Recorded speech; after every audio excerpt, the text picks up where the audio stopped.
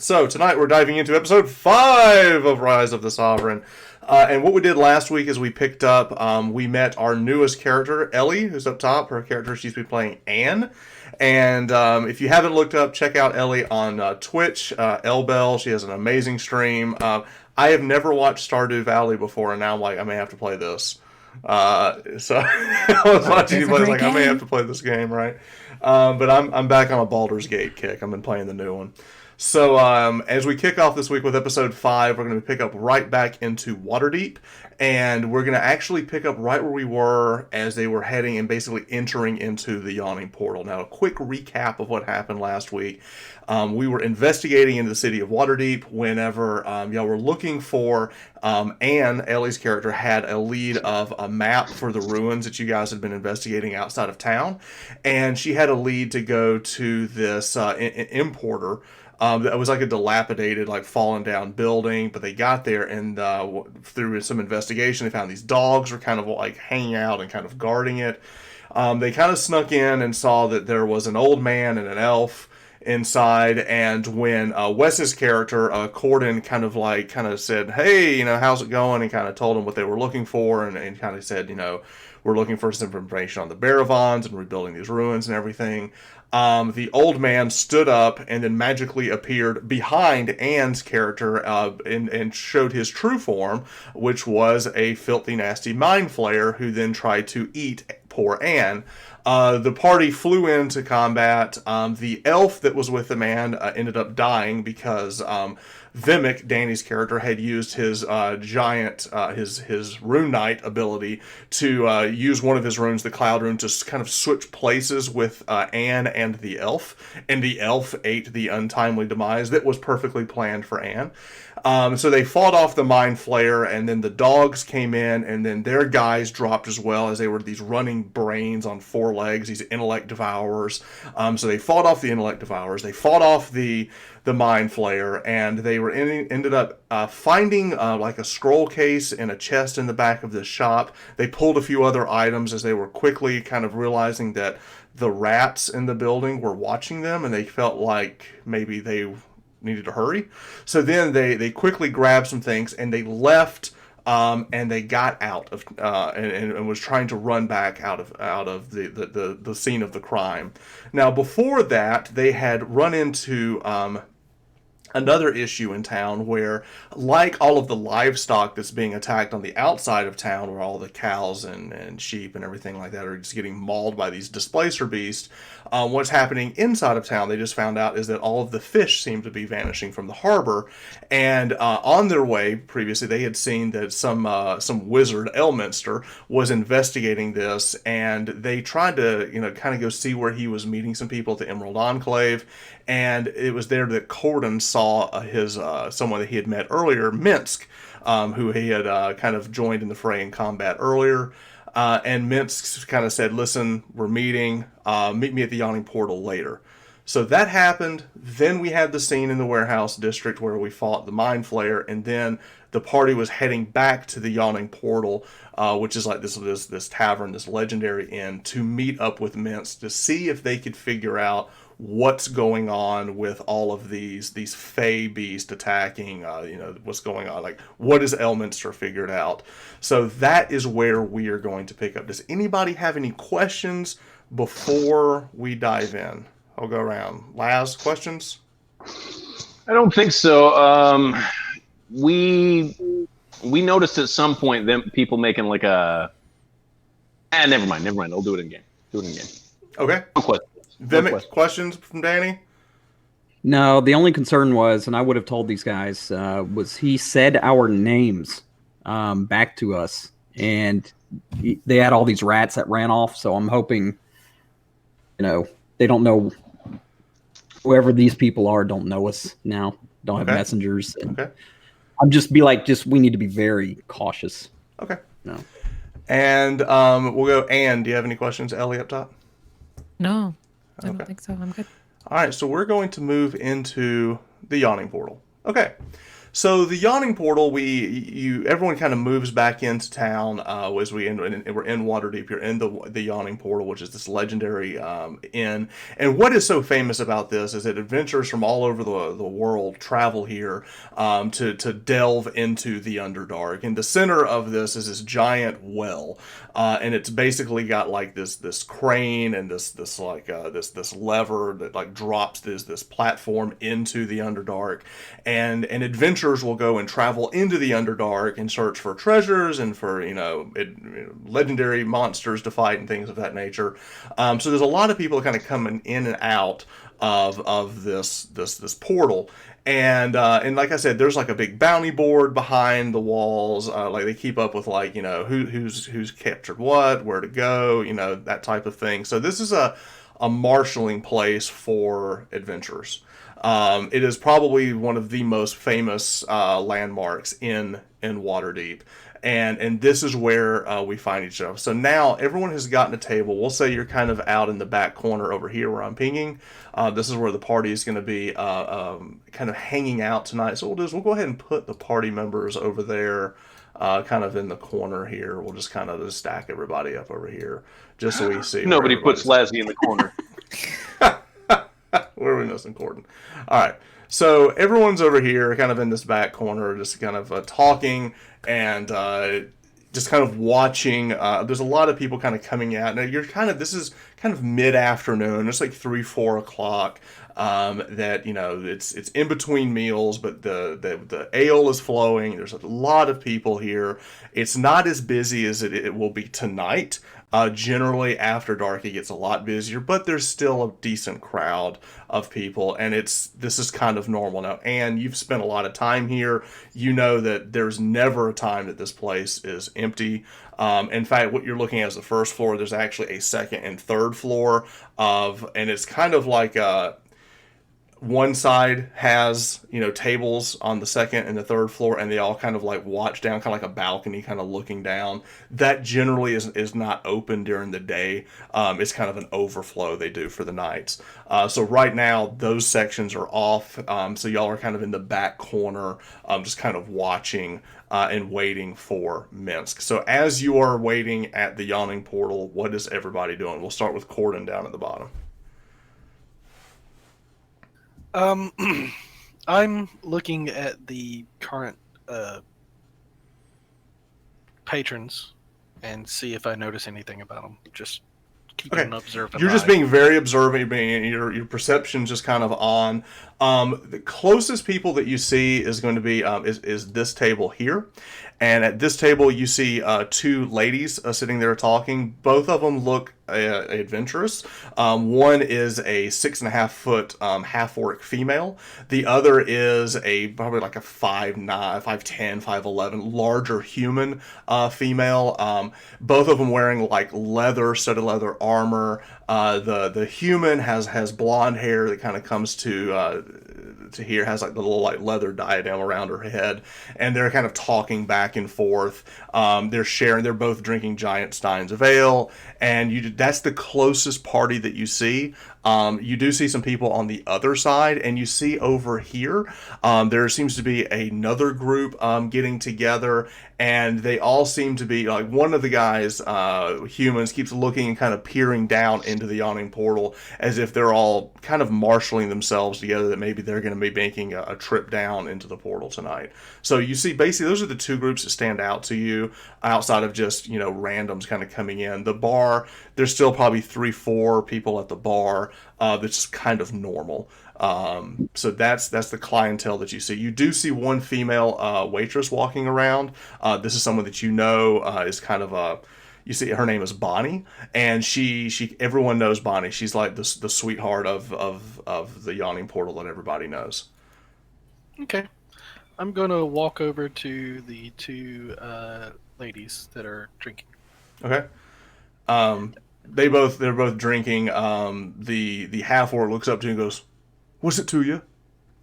I say, ladies, if you don't mind, I have a couple of questions for you. I'll buy you your next round if you have a little bit of time for me. Make it quick. What is it? Just curious. You look like adventurers types. Have you had a lot of run-ins with fey creatures, especially recently? Now, the female half-orc looks at you and immediately kind of draws back. The human, she who has her back to you, she kind of turns and goes, "Yes, what is it to you?" I have some suspicions that I'm trying to confirm. I'm going to seem like I'm a little guarded and just say, I'm not prying too much, just curious as to what you've run into in the past month. I'll tell you what I've run into. Now, as you're talking to this lady, you look down and you see that she's got a mace like leaned up against the table and a shield. On the shield, you recognize it as the Sigil of Tempest, which is a deity that you're somewhat familiar with. And she kind of looks over and goes, "Well, we're actually meeting someone here. We're about to venture off and deal with that. So we'll know more momentarily." Thank you. And I'll motion for Bonnie to bring them over drinks and say, before you leave, I'd just like to, ask you a couple of questions. Nothing prying. We're just trying to figure out more what we're facing. I will tell you, we have recently faced the beasts, the cat beasts with the tentacles that are killing the livestock around. And then I'm going to do my best to kind of describe the dark creatures. Now, when you start describing that, they both kind of now the half orc's just kind of sitting there staring at you. Now the female human looks over and goes, "What is your name, good sir?" Corden, and yours. Branwyn. Branwyn. And your friend? And she just goes, "Yagra." Very deep. Nice to meet you all. Also, Redcap. We had evidence of Redcap, if you've ever run into those. We believe we've heard that the Redcaps may have something to do with it. Interesting. They're very interested to hear more about these dark elf creatures. They're asking a lot of questions, like they're not drow, it's something else. Yes, and unless I'm wrong, which I'm usually not, they're able to cut the veil between the realms somehow. That is interesting. We'll tell you what. You said her name was Branwyn again? Yes. When our friend gets here, we'll all share a drink. Oh, thank you. Wander back over. Okay. All right. So while he's doing that, we're gonna go around the table. He's having this conversation. Vimic, what are you doing? I'm gonna. I guess we found out what the amulet and the scroll were, right? So at this point, as you're sitting around the table, and you are looking at the things that you found, you're able to kind of figure out through your studies that the amulet that you found is from the Mind Flayer horde, is an amulet of non-detection or protects you from being scrying. For magical means. You also found a spell stone that has a suggestion spell built into it, and it's one of these things that once you use the spell, you can then imbue another spell into it to kind of give you an extra spell slot. A stone. Sort of, but this is actually, it doesn't float around. This is actually something you would hold. Oh, it's a one-shot. It works very similar to the Unstone, but it's a one spell that you can cast it, put it back in it, cast it. Now, it's an Ioun stone, but it's not a Yun stone. It's an IOU stone. It's one spell. Yes, it's an IOU spell. That's correct. All right. The other thing that you found is you found a scroll. This in the scroll case. Now, inside the scroll case, one thing you found is newer parchment that is the spell Shatter. So you have a spell scroll for Shatter. The other thing that you found is you did actually manage, as you opened up this spell case, which seems to have some type of enchantment on it to protect the things from the inside from aging or from wearing. As you open up this tattered scroll, you open it and you actually find a drawing of the Baravon Keep, which I can now show. Amazing. So you're going to say drawing of an Ioun stone. All right, so does that show up on everyone's screen? Yeah. So there is the red markings Oh. on this map that you can see that something in the ruins seems to be the red marking is not not original. This is newer, but there seems to be that there's some type of feature they're trying to point out at the building. Okay.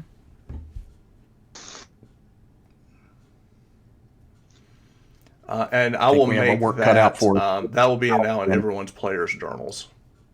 Thank you. And so The 4 towers, based on the placement of those 4 towers, do those potentially correspond with the 4 pillars, Yes. the ruins of the 4 pillars? yes, that makes a lot of sense. In fact, and also if you'll remember, there was kind of a if you look off to the side, you'll see another building off to the right. It kind of matches the outline of the other building off to the side. Like you found part of that foundation at the ruins. So this really lines up. But it also gives you a cue into the architecture of the keep. You know, it's 5,000 years old. Amazing. Awesome. Fixer upper. It is definitely a fixer-upper. All right, so All right, while... we're gonna have to renovate the whole interior. Yeah, we're gonna need the Property Brothers for this one. All right, so So while that's happening, so what is Lorix doing while she's looking over all these things? Lorix is hungry. He's trying to call Bonnie over to try and order some food. Okay, so Bonnie comes over and brings you their menu. And one thing you notice about the menu is that it's got a lot of vegetables and fruits, but it's very very lean on meat. Lorix kind of scoffs at that. He's like, "What about the meat? We'll have like a brisket." We have a stew that we're Stew. Well, is there anything in the stew? there is some meat in the stew. Yes. Beef or mutton. Yes. Some. This is typical. This is something you Wow. would do to kind of make what you have last longer by making like giant pots of stew. Well, what I'm looking for is like a slab of meat. Can we do like what about fish? Like a large salmon or something? No, we don't really Or- have that right now. Like I said, we've What? corn and we have maize, which is like a purple corn. And then we also have, and she goes through, they have lots of Purple fruits maize. and vegetables. Huh? Purple maize. Well played, Wes. What about why are you so low on meat? Well, just with the shortages of all the livestock, and now we're having issues getting fish from the docks as well. All right, I'll settle for purple maize.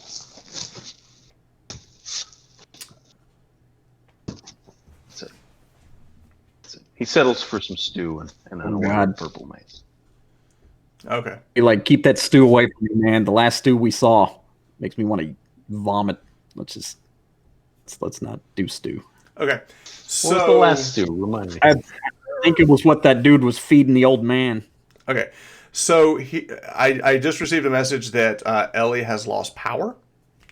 So she is why she is frozen above us, looking just like this. So we're going to continue playing. I was and like, I was wondering why she's smiling. yeah, so she will come back when she comes back. All right. So what is Vimic doing?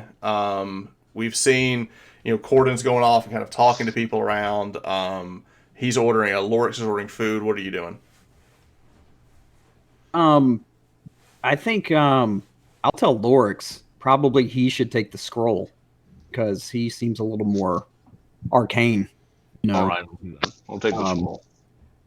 And I mean that the amulet sounds like a roguey type thing. I don't know. Maybe we might need to trade that around in case you're being scryed on magically. I Can think. But Can it I sounds take a very look at roguey. the thing and see if it's the type that, as long as it's in your area, everybody is affected? It type of seems thing? it's tied to the person. Okay. I'm going to go ahead and say that Anne is going to grab that. Yeah. It's also jewelry that she's interested in. So she's taking a look at that. Lorix takes the scroll. And what about the spellstone? So, can anybody use the spellstone, or is Yes, it you just have to attune to it. How long does that take? A day? No, I kind of if you want to use it, you can use it. but you can only have 3 attuned items. Right. So that can be One of just those whoever, two, whoever definitely. needs it at the time. Okay. I can put a spell in it. Lorix can put a spell in it. Okay. All right. For the Yeah, sake of argument, I was thinking that it would be useful for me as a warlock, but once I hit level 5, I can't even put a spell in it because my spell slots will be too high. gotcha. Okay. So All right. So Go for the faster. sake of argument, what's going to happen is that Lorix will take the scroll, and the spellstone will go to Corden. For now. For now. For now. Sounds good. Okay. All right. So as you all are doing that, you notice that Anne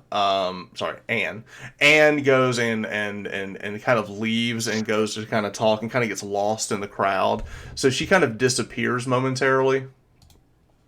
And this is kind of normal, like in Corden, you know, like she's very inquisitive. She'll just kind of go and She just does that. She does that. And she just kind of disappears in the crowd.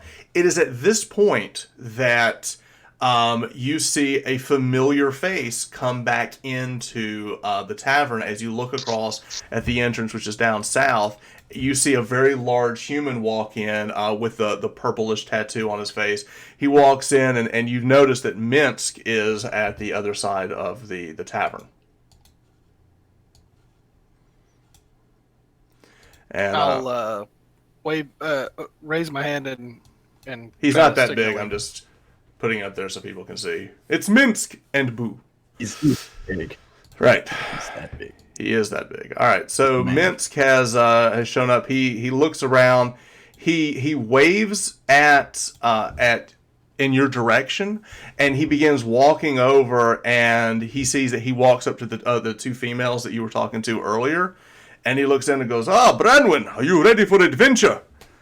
And the female with the white the blonde haired female human stands up that you met as Branwen, who had the Tempest shield. She picks up her things and she goes, "Well, Yagra, I believe it is time for us to leave. I will see you when I return." And Yagra, the half orc, kind of nods and kind of walks off. And Branwen, she looks over and says, "Well, where are we off to?" Nice. So you two are overlooking, overhearing this conversation, particularly Corden. You're kind of like dropping eaves, and Mintz goes, "Well, Element's just putting a party together to go." He looks around. He goes, "To the Shadowfell. We must make haste." Is there anything y'all want to do, Corden?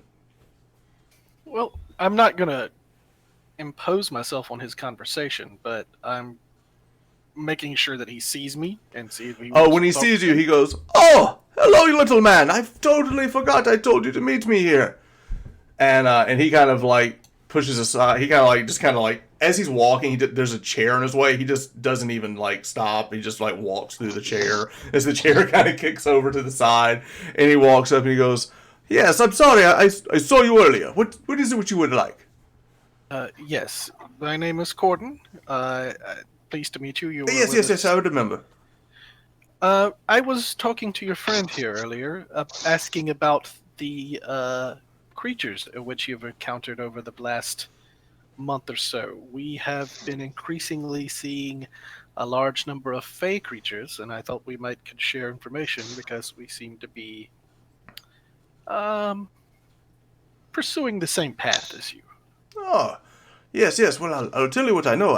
I met with Elminster, and it seems that a local investigator actually captured one of these red caps, and we were able to. Well, Elminster was. I was talk to him, and we found out through aggressive conversation that we have a name. An Arc Druid, we believe. What was his name again? Baruta. Yes, Baruta. Does this name ring a bell with me? Make a nature check. Okay.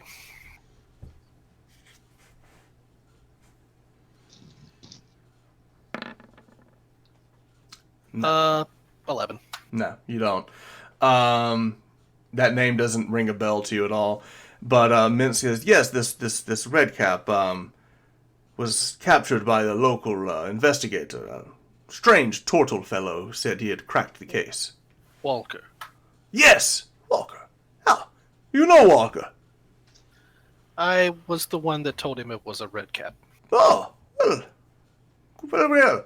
Well, anyway, so we captured this red cap. Oh, he did at least, and shared the information. And now Elminster's putting a party together to scout and find this Baruta.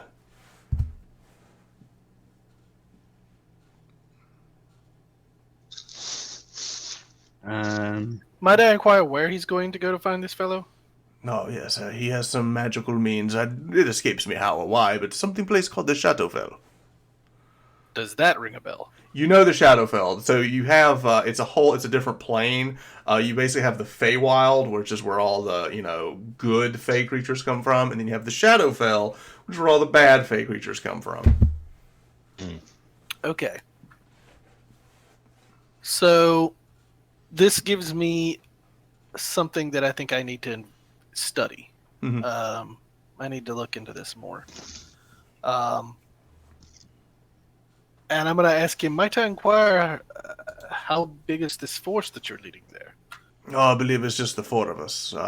Elminster, me, Branwen, and Dinah here. We haven't met. She's supposed to be here somewhere. Oh, well, I wish you good luck on your adventures, and I don't know a deity, but may they be with you. And when you say that, Branwen goes, Tempest! Of course, Tempest will see the day. That one. That sounds good. Right. And with that, Minsk and Branwen, they make their leave. Before they leave, Minsk goes up to the bar, orders an ale, downs it as fast as possible. And you notice when he's drinking that, he pours a little out, and this little hamster comes out and starts drinking some of it as well. And he puts the hamster back on his shoulder that it was somehow nuzzled or something. It was there, but it wasn't. And then the two of them leave with Branwen. So now they have left to go on their adventure with Elminster and Dinah here. Now, while this is happening, so it seems like we're having some connection issues tonight. I know Ellie has lost power. She's working on it. She's on her phone. I can see that she's on her phone working on it. Laz, are you there? I'm here. Yes. Can you hear / see me? I can hear. I cannot see you. Let me do the off and on again.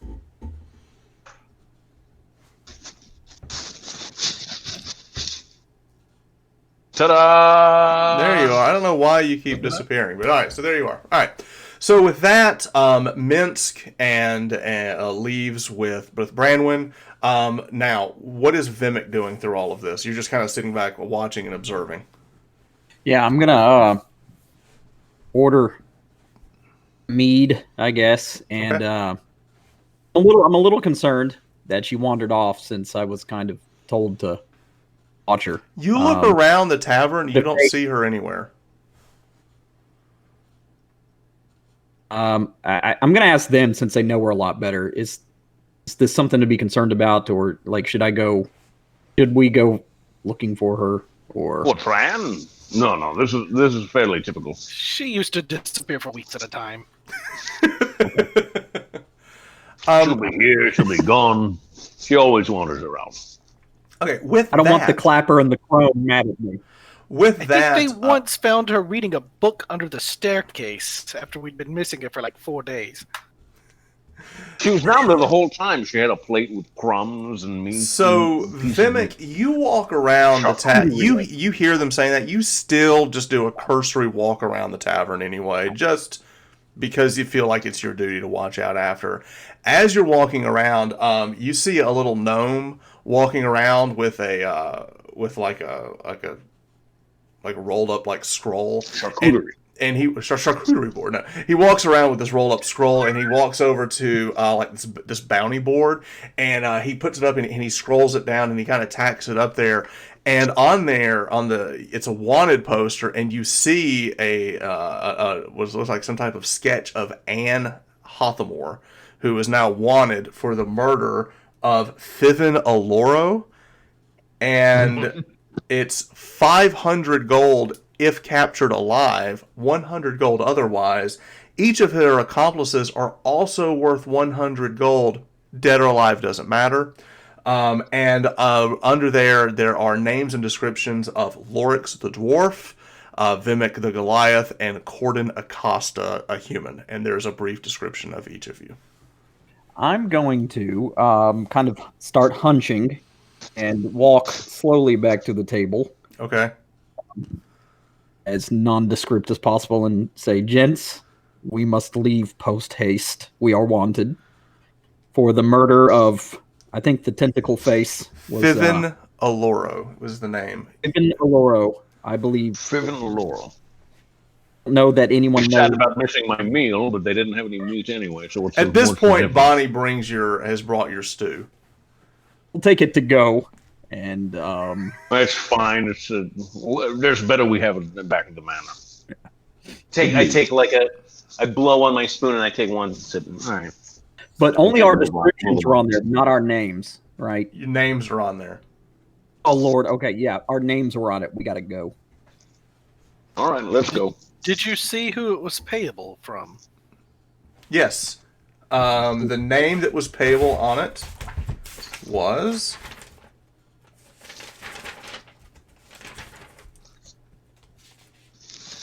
Gamalos, who you believe was the name of the shopkeep or warehouse owner. No, The one that's dead? wasn't it? Yes. It's a cruel ploy. Uh-huh. All right. So now that you're He all does- wanted for the murder of Fivin Aloro, payable by Gamalos, you look around. Anne is nowhere to be seen. She seems to have disappeared into the crowd or is not even here anymore. You're not 100% sure where she went. But now what you're looking at is, more people are starting to stroll in, and you do see, this group over here, this preparing to go to the yawning portal. You notice that one of them is going over and kind of looking over the bounty board, looking for things that are on the bounty for the Underdark, but your poster is where he is looking. I'm gone. We're Yeah, I'm leaving. We're going. I'm gonna duck We're into walking the out. booth and wild shape into a cat and then walk out. Okay, so as the Oh, I hand the ring to Vimic, and I water ship. all right, so you disappear into disappear you into the genie into your ring. You hand it to Vimic. So now it's just Vimic the Goliath and a cat walking out. The cat gets to the door. The door's open, and outside you see about a dozen or so of knights and guards standing around and creating a perimeter around the yawning portal. So the cat sees this first. Vimic has not broken past the door yet. Your move, cat.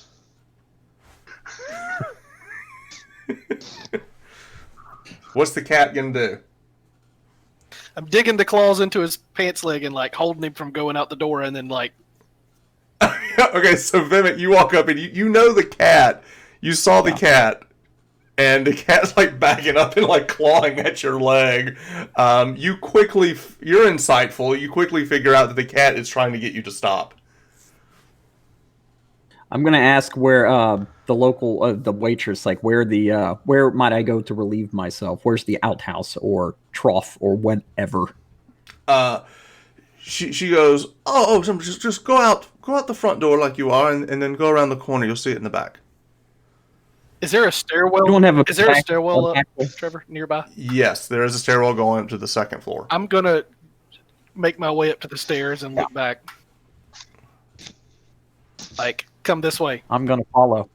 All right, so you go up to the second floor. As y'all are now up at the second floor, you look down and you do see a few other patrons coming in, asking around and looking. Y'all are basically up on a second floor that's abandoned at this point because it's technically closed. You had to kind of walk past the rope that was closing it off. So you're looking down into the yawning portal, into the tavern itself, and as you see a few people walking around, asking and inquiring and looking for you. Okay. I'm gonna get away from the prying eyes, shift out, Okay. and I am going to cast Pass Without Trace on us. Okay. And we're going to see about is this building close enough to other buildings where you could go like roof to roof, or is You it could by definitely try that, yes. All right, I'm going to say we need to get to the roof. We need to try to get out of here. Lorix, unless you've got some spell that might Lorix help the is situation. in a ring. Whisper I'm into just the speaking room. to the air. Lorix, unless you've got some spell for this situation, stay where you're at. Okay. I say nothing because I'm inside the ring. Okay. So this is the Vimic and the Vimic show with Corin. So Correct. so at this point, you two are up on the second level, looking down. As you can see, people are kind of looking around, asking. You can hear the conversation because it's not that busy, but you can definitely see people are looking. They're actually going from booth to booth, looking around to see where. It's not going to take them long to figure out. There's only a handful of places y'all could have gone. Third floor. Let's go. All right, so with that, you go up to the third floor, and at this point, you get up to the third floor, and you can hear footprints coming up. The stomping feet of people coming up to the second floor as you get up to the third. So this is a race at this point of they're searching, and you now have run out of real estate as you're up on the third floor. I want to go out the window and up onto the roof if at all possible. Okay, so at this point, you do find a window. You do open the shutter doors. As you look around, you quickly look and you see a lot of guards, and you see griffins perched up on other buildings, looking around. They have created a perimeter around the yawning portal. Right. Keep that suggestion, whatever it was, handy. Whoever has it, I'll say. We might need to talk our way out of this. All right. Well, we're out, right? So, Gonna try to jump to the next room. are all of them faced to this one building? Like they're just sure we're in here? Apparently, they're pretty confident that you're in this building. Vimic, my friend, do you have any way of changing your appearance, being not as big? We can grow larger and more conspicuous. I love it. I love it. I think Ellie can hear us now. I can hear you. I don't know if you can hear me. Okay. We can. We can hear you, yes. Welcome back. All right. So I see that you're on your phone in the dark, I'm assuming, as you've lost your power. Oh man, I what happened? fully lost power. I don't know. I looked outside and there's no street lights on anywhere. So I've got flickering candles. Nice. Wow. Which really sells. Are you going to do video? Yeah. Are you going to do video or just audio? She's doing video right now. I've got video. She's doing If you video? can't. Yeah. I'll try and change candles. Oh, look at you! This is great! Either video or a seance. Oh, this was I'm having a great. seance. Oh, this was great. Okay. All right. So, my question is this: do you have your character sheet printed out? No, but I can switch back and forth on my phone. Okay. All right. So, how about this? Let's help her out. If she's going to try to play on her phone as long as she has juice. Yes. Laz, if you can have her character sheet pulled up, so if she needs to do something, you can tell her her numbers, maybe? Yeah, I can do that. That'd be awesome. I Okay. can do that. I just got to go to our campaign, right? Perfect. Yeah, it should be on there. All right. So this is perfect. So to kind of catch you up, they found a wanted poster that has your picture on it, and you are wanted for 500 gold pieces alive or 100 gold pieces dead. You are wanted for the murder of Fivin Aloro. And the bounty is paid by one Gamelos, which the party figured out is the person that was the mind flayer that died.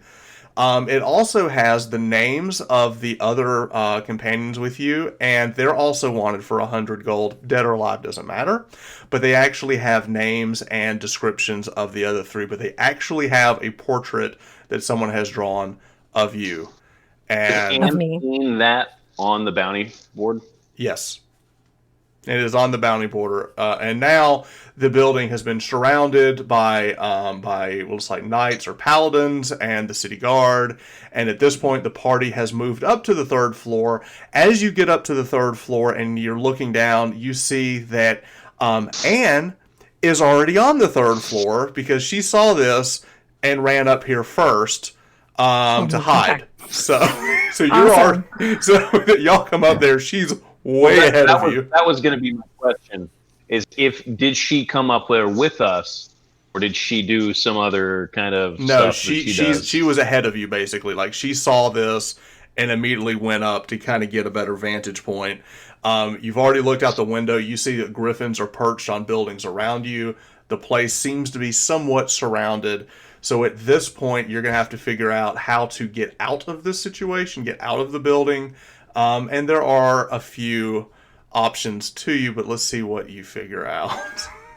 So Last ditch, we can dive into the. portal, yes. That is option one. I'm not going to say that is your best option, but it is definitely an option. Okay, so here's where we're at. I can get out. Correct. Morix can get out. Correct. I can get out. You can get out. Our only issue is how to get Danny out. How do we Does get the anybody- Goliath out? Have anything?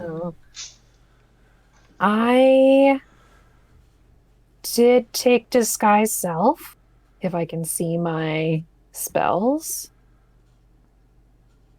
Does that? I want to see. Does that work on somebody else? I'm Does saying anybody have like minor illusion? The negative ghost rat. how to get the No. Goliath out of the building. Cloud Rune, I get advantage on deception.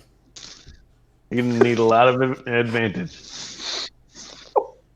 I'm the only Goliath around. Yeah, that's not me. What is the wording on your swap places rune? Nah, it's more of an attack. It's only if something. right. It's damage. Can- It's transferred, basically. Okay, so it doesn't actually normally physically swap places. No. On the spell stone, do we have to use the spell that's in it? If I put disguise self in the stone, gave that to Danny, or gave that to Vimmer. Absolutely would work. God. That absolutely would work. Well done. That would absolutely work. Okay. Holy crap. So how do I get rid of the spell that's in stone? Gotta cast it. You just got to cast it. It's easy. I'm going to You grab this suggest- stone and look at Danny and go, I suggest you find a way to keep yourself hidden from future purposes. All right, so you get rid And of then I the want to hand it suggestion. back to her. You get rid of the suggestion spell. You're going to be able to put disguise self into the stone. You hand the Perfect. stone to Vimic. Now, Vimic, you now can attempt to cast a spell. Now, you're going to have to make an Arcana check because you can't. You're trying to do something. It's not something you would normally I'm do. gonna look at. Can I I'll look at Courtney and be like, slap me with that. guidance?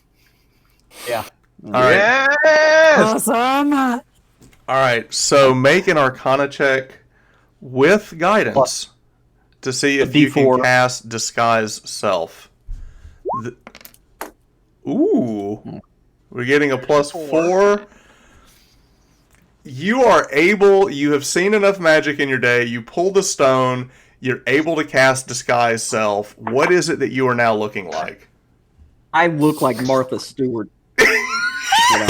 You look like Martha Stewart. Okay, so you go from this like 8.5 foot tall Goliath, you shrink down to like a 65-year-old white woman with like short, like bob cut blonde hair. All right, so that's what you look like.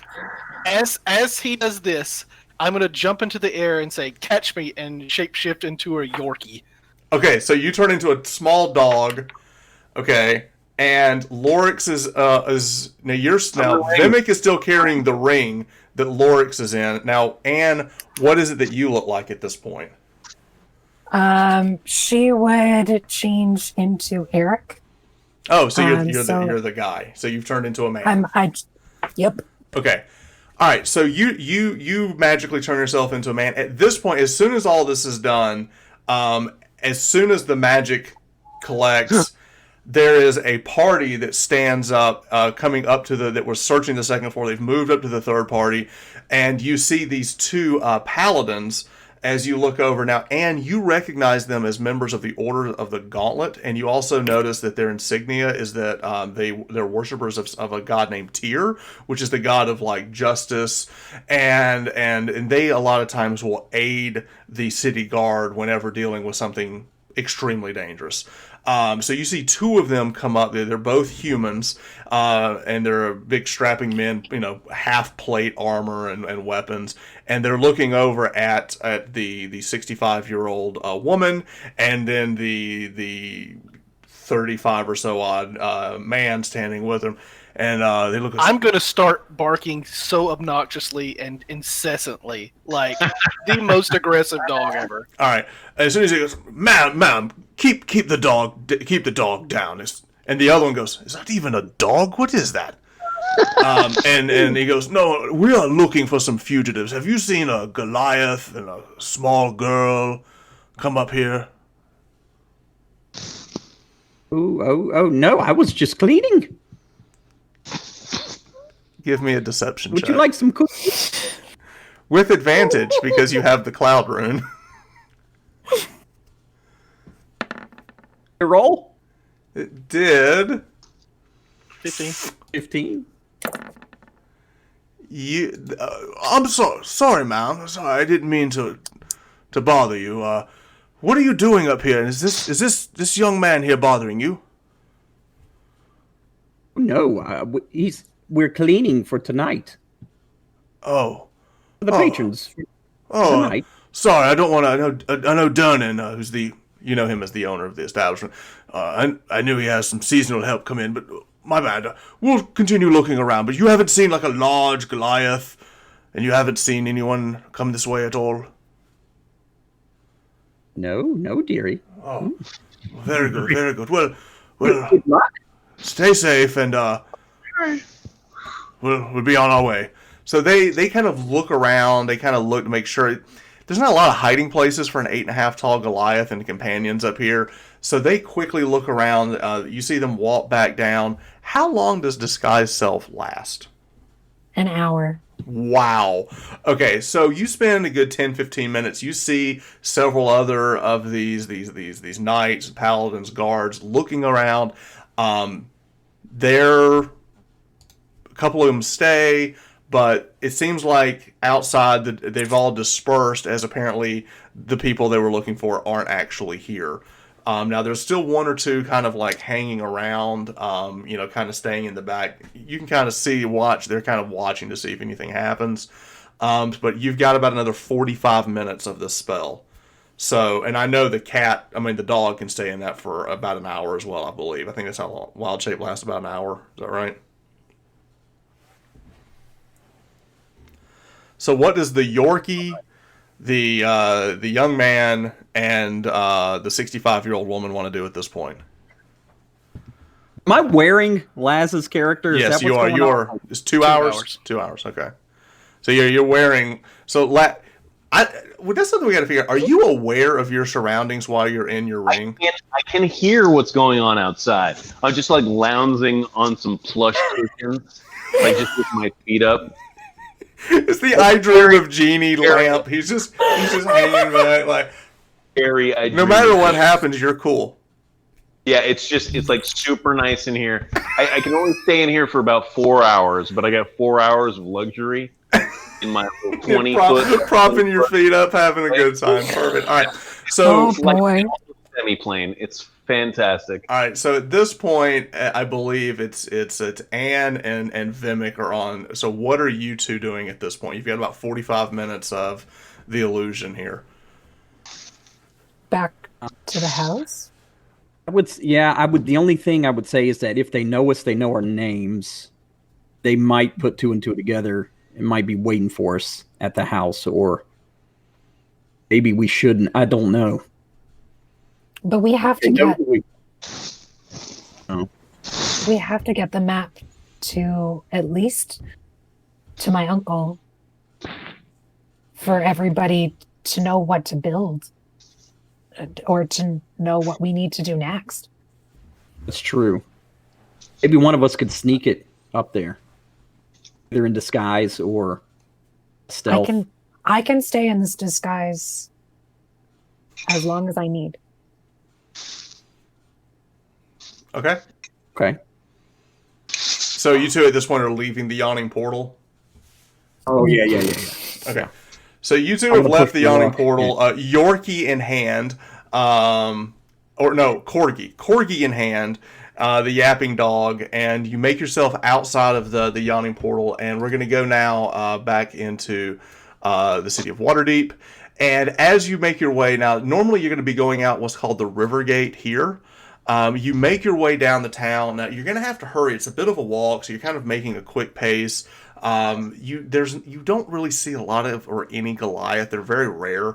But as you get closer to the gate, you see several guards are out looking around. You also see several men wearing robes with staves and stuff, kind of looking over all the people kind of coming and going. They're not. They're definitely keeping an eye out. It's hard to say if they're looking for you, but they are definitely watching people come in and out. As also at this point, you're getting towards the end of the day and the sun has started to go down. So, Okay. Vimic, what's the play? Yeah, Or I Martha think, Stewart, as it were. yeah.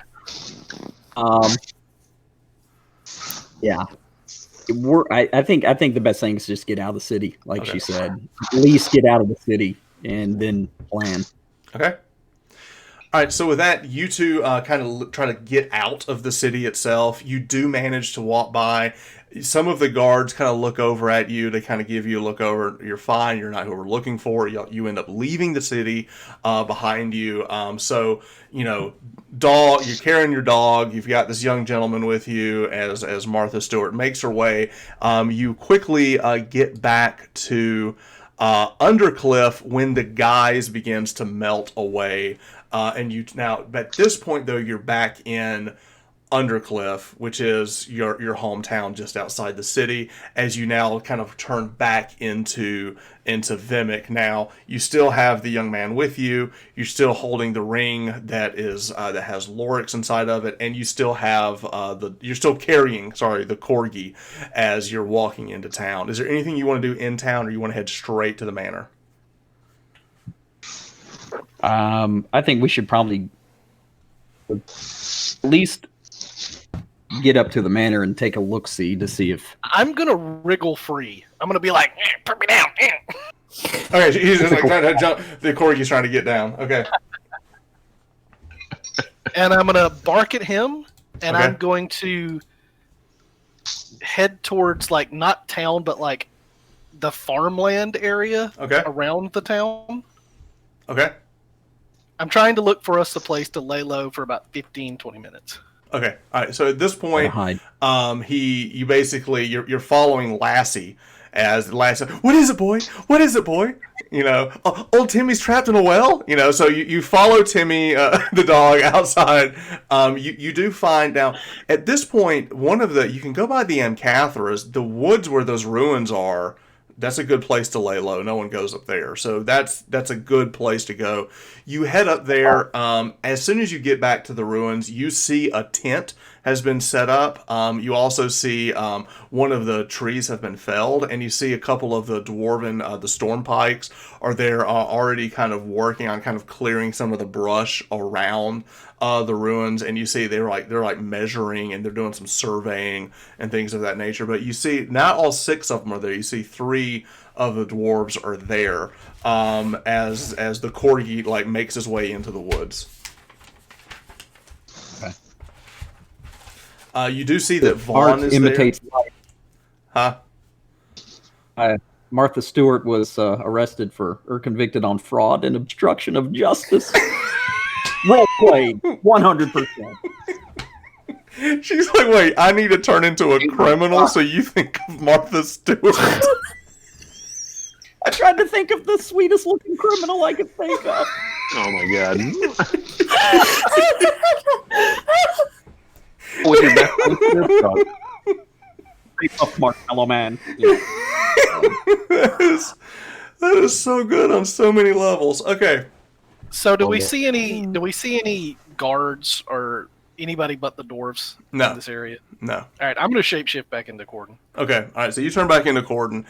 You see Vaughn is there with Meldar and Geldar. Melder and Gelder. Yes. So Melder, Gelder, and Vaughn are all there, and they're just like, one Gelder's got his shirt off. He's like digging and doing all this stuff. They're just working. They've kind of set up a work camp outside, and you see Vaughn, the oldest one, look over, bald head, big white burly beard, look over and goes, "Oh, Gordon, welcome. Did you bring the ale?" We brought something better. Who's got the picture? I do. Oh, I still look like Eric, but I hand over the map. okay. I'm going to go, thank you, Jim? Okay. Eric. Thank you, Eric. I'm going to take him the piece of paper and say, is this a good reference point? Kind of help you out? So let me actually delete. So at this point, everyone is back here. Let me just kind of get the map set back up where we are. All right, so there's Anne. All right, so all four of you are here with some of the storm pikes. You pull out the map. You quickly find the dwarves are looking at it, and they're like, "Oh, this is beautiful." And one of the other dwarves comes over, pulls out a parchment, and immediately starts trying to copy it and make their own copy of it. He seems to be pretty talented as he's trying to make his own copy of the map, as this one's kind of worn and torn and everything. And as they're looking over it, they're like, "What are these red markings here?" Good question. We're not sure. Well, Meldar looks over, who's the surveyor, and he looks over, and he's got like the little tripod and the little thing, and he's looking up the land, and he looks up, he goes, "Well, yes, here. It's pointing to something there." And he takes his shovel, and he reaches over and he starts digging right there, and he's uncovering some rock and brush and everything, and you see the dwarves. Wait, pause. Has Lorix gotten out of the ring yet, or are you still plush? He's still plush. Okay, good. All right, so everyone else, and Anne, you're the guy. What's his name again? Correct.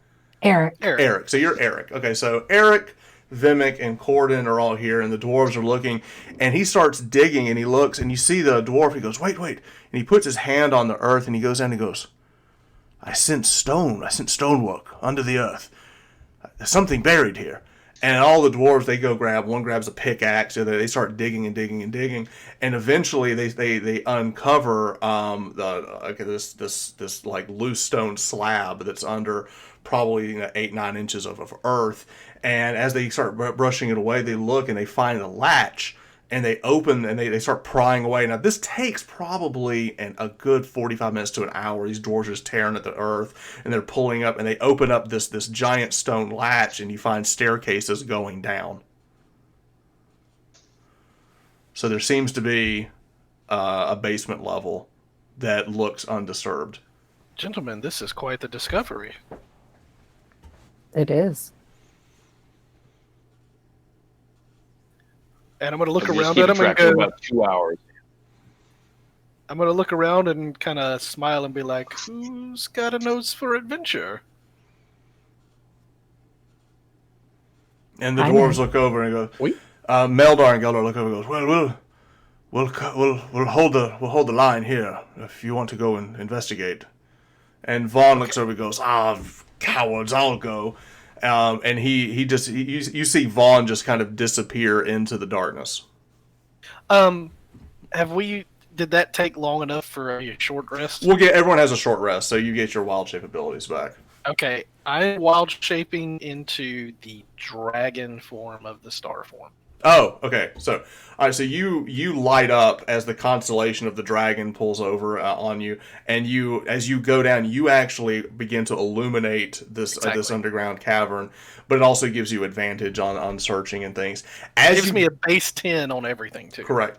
As you now, so you are in there, and so is Vaughn. What are the rest of you doing? I'll go down too. I would go in as well. All right. So everyone goes down. You're still in the ring. This is like we're going. Yeah. So, all right, so you all go down. You're checking out this cavern. It opens up. Whatever was down here, nothing seems to be preserved except the stone. There's a lot of dust. There's some petrified wood. It looks like, chairs and tables and things just kind of gave way to time.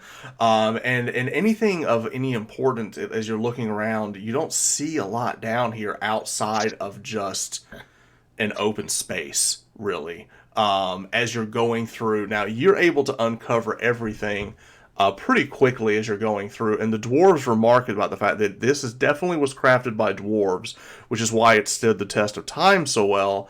Also, the other thing that they tell you is that seems to might predate the keep that was above. Like, this was probably built first, and this is the area that you uncover. As you go all the way to the back, what you've got here is the dwarves find that there are these like secret doors that open here and also here to these other rooms that open up, and it's like I said, it's just open space. But there is a pool of water in the back, and as you reach down, you see this beautiful pool of water that the light that emanates from Cordon's stars kind of hit the water just right, and you notice that the water itself seems to be giving off some type of a magical essence that the water doesn't refract correctly with the light, if that makes sense. So the light should refract into the water. It does, but there's something off about the water and the fact that it seems to be magical in nature. Can I do an Arcana check on it? You absolutely can.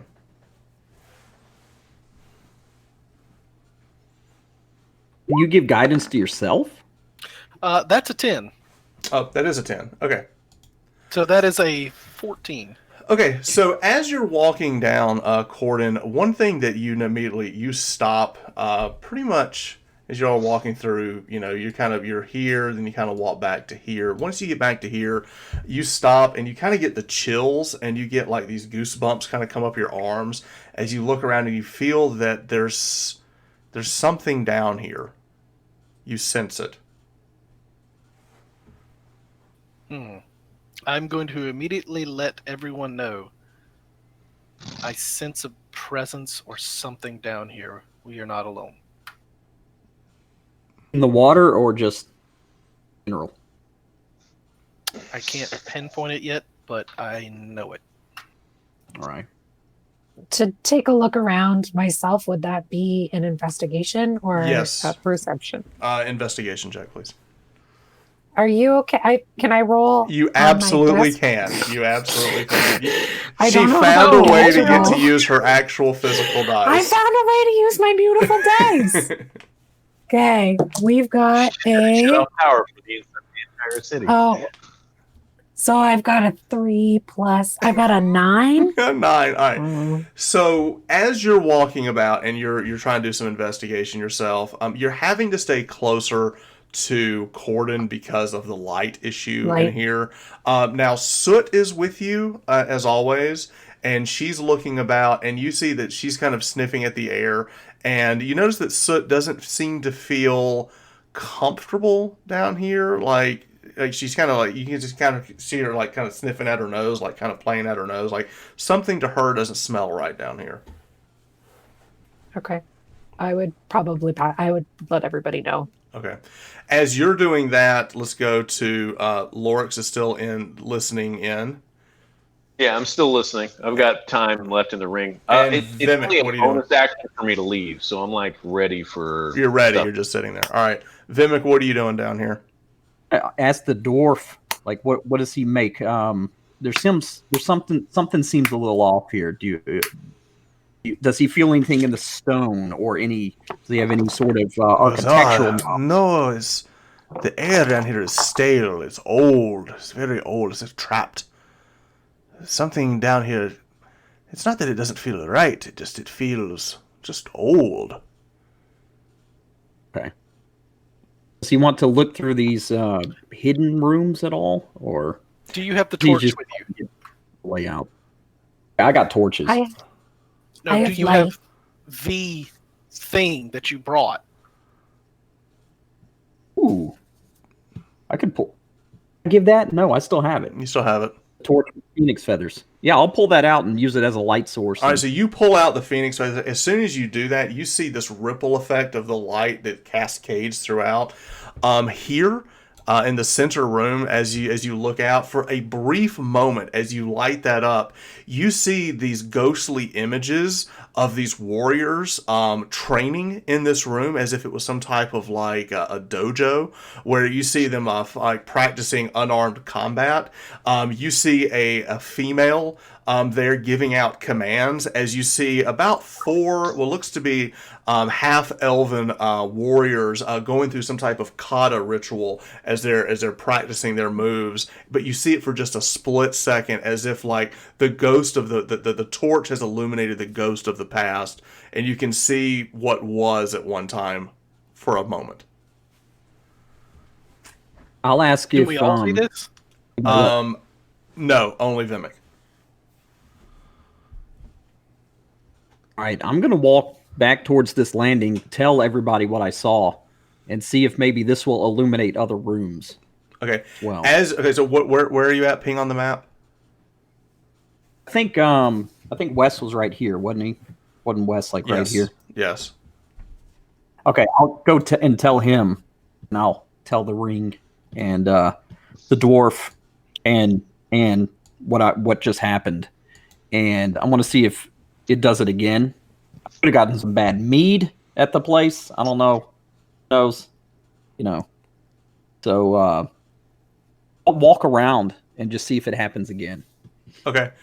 As you In walk different around, rooms. you do turn this corner here.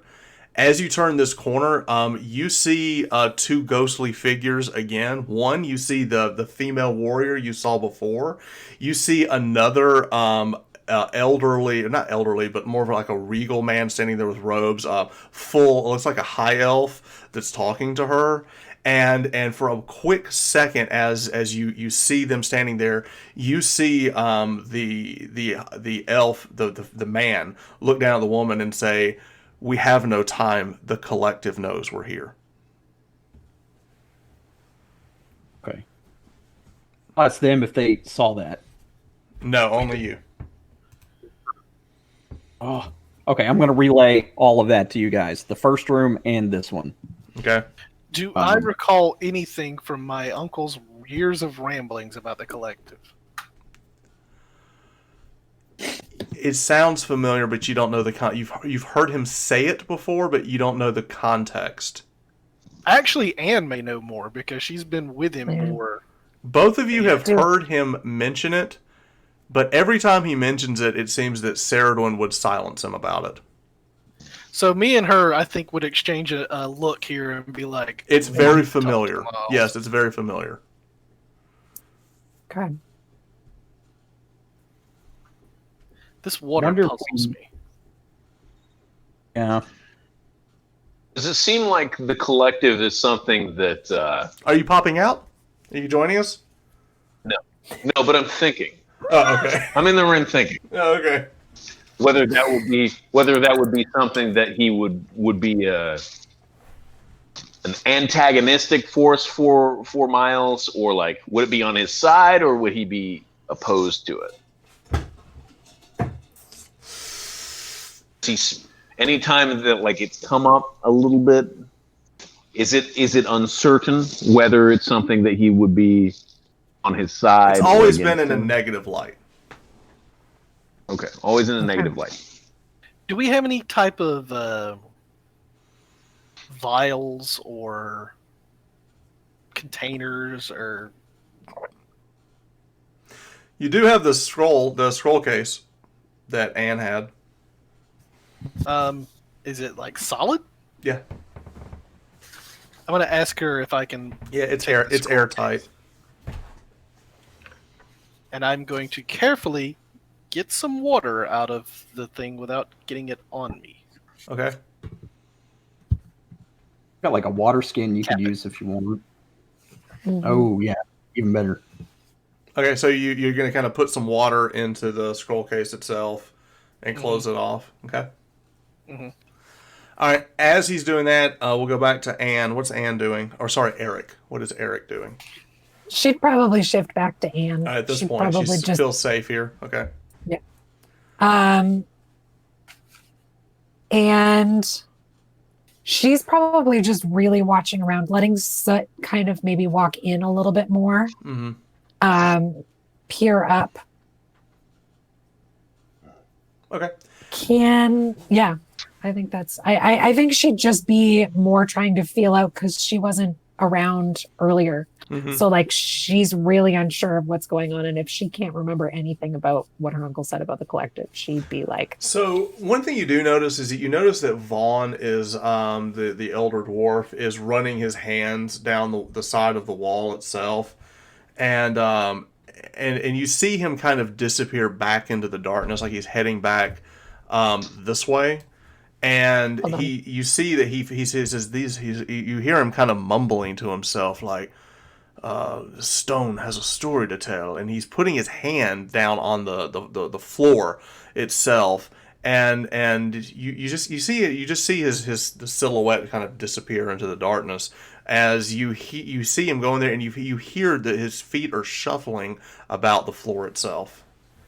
I would probably cast light on my dagger and follow him. At this point, I say you cast light on the dagger and you look, and what you see is you see him stepping down, and he's putting his feet down onto the stone and kind of sliding them back. Now, Vimic, you see this light emanate from behind you, so you naturally just kind of look, and as you look back, you see Vaughn is kind of stepping in the same place that you saw the ghost from the past going through this kata ritual. You see him kind of mimicking it as he's finding the footprint in he's following basically the dust of the stonework itself, and he's following it. And as he does that, you see him kind of make the same motions as he's following it, like he can sense that this was done here. Nice. Impressive. Okay. Yeah, I'll say it's like the dwarf is figuring out via the stone the ritual that was taking place here with the looks to be warriors, unarmed warriors. Okay.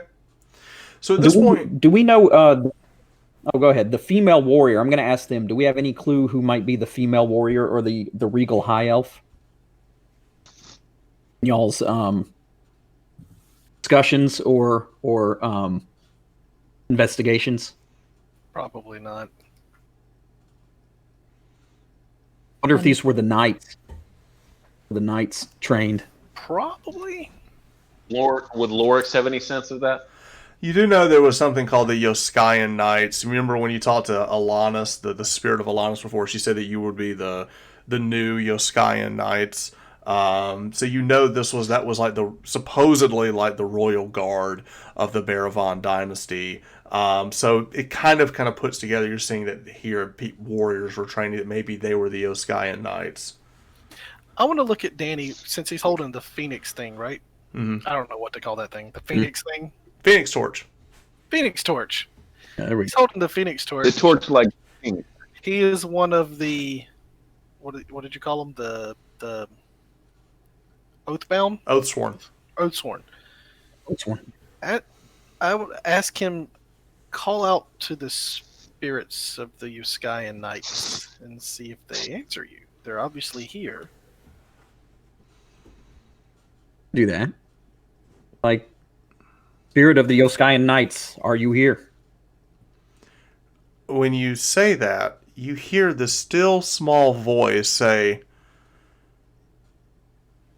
Vimic. Vimic.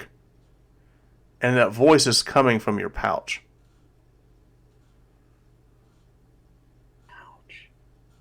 Ooh. Like my What bag? else do you Yeah. have in there? How many other people are you carrying? What are you, a pack I'm gonna mule? pull out the stone. I'm gonna pull out my sending stone, put it in the Phoenix torch. Okay, so you pull out this stone and you kind of like drop it into the torch. You hear this voice come out and say, Vimic, this is Arabarun. Do you hear me? I do. I do hear you. What have you found?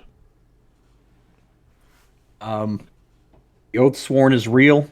We're here with a few more. We're uncovering the mysteries of, this ancient empire, this ancient kings and Yoskayan knights. Does any of this ring a bell to you at all? Aye, it does. We have spoken to an ancient cloud giant. Oh, what insights did he have? His name was Shalor. Have you encountered anything unnatural? Seems to be some dark fae. No, no, that's not what she said to look out for. I'm standing in some ruins. It seems to be maybe a training ground, martial training ground. I have seen spirits in here with the torch. You all just see him talking at the torch and this voice coming out of the torch. It was like there's a voice now emanating from his torch. So we all hear it. Yes. I won't question magic. I'm in, please. I'm going to be like, we spoke to the spirit of Elanus Baravan. Have you fought anything else? Have you seen anything else? Mind Flare? In a lithid? Mind flares. You fought Yeah, in a lithid? Yes. Yes. Then what Shalar said may be true. His name Gamelos, we believe. What's his name? What is his name? She called them the Collective. Great. Oh, jeez. Collective. Yeah, and I'll relay the little episode we just had, or I saw, with the Regal High Elf and the female warrior, about how we must leave. The Collective knows we're here. That seems to jive. We will confer with the Shalar again, and if what you say is true, we may be sending more aid your way. That'd be great. Thank you. All right. And with that, the voice goes cold. Later. Arabarun. I would be extremely agitated about the fact that the Collective now knows of us, mostly because of me. Extremely agitated with myself, and absent-mindedly, I would probably, since I've been over the water, I'd probably be like, Alright, so you just splash the water, it ripples about, nothing bad seems to happen from touching the water itself. After you have this conversation, you kind of spend some time kind of digesting this information. You're here for a while. At this point, it's been several hours. Lorix, you're back out of the ring. Water starts spraying out of the ring on Vimic's figure. Okay. They coalesces into a dwarven form. And then I solidify and like. And you look completely well rested. so glad you could join us, Puddles Oh, wow. the Dwarf. Puddles the dwarf. That's it. Puddles. All right, so Puddles has returned. Is there anything that you want to do at this point? It's been several hours. You've been in these ruins. I would want to apologize to my companions. Go ahead. I would say, I am We're waiting sorry. for this apology. I may have gotten us into way more trouble with this collective business. I just What do didn't you want mean? to, I didn't want to attack the man, and I introduced us to us, but now they know our names. You mean the Mind Flayer who is apparently still alive? No, pay no mind. We would have run into this anyway, eventually. And you were not the only one that wanted to go there.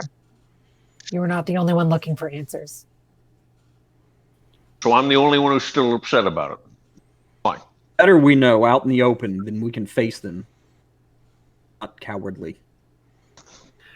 I am not used to living this somewhat deceptive life. I guess we've entered into a new lifestyle now, so information should be guarded more carefully. I'll do better. Okay. All right, as you all are having this conversation, you hear other dwarven voices echoing back in the cavern. You hear Vaughn that goes, "Oh, oi, we're all down here. We're all down here."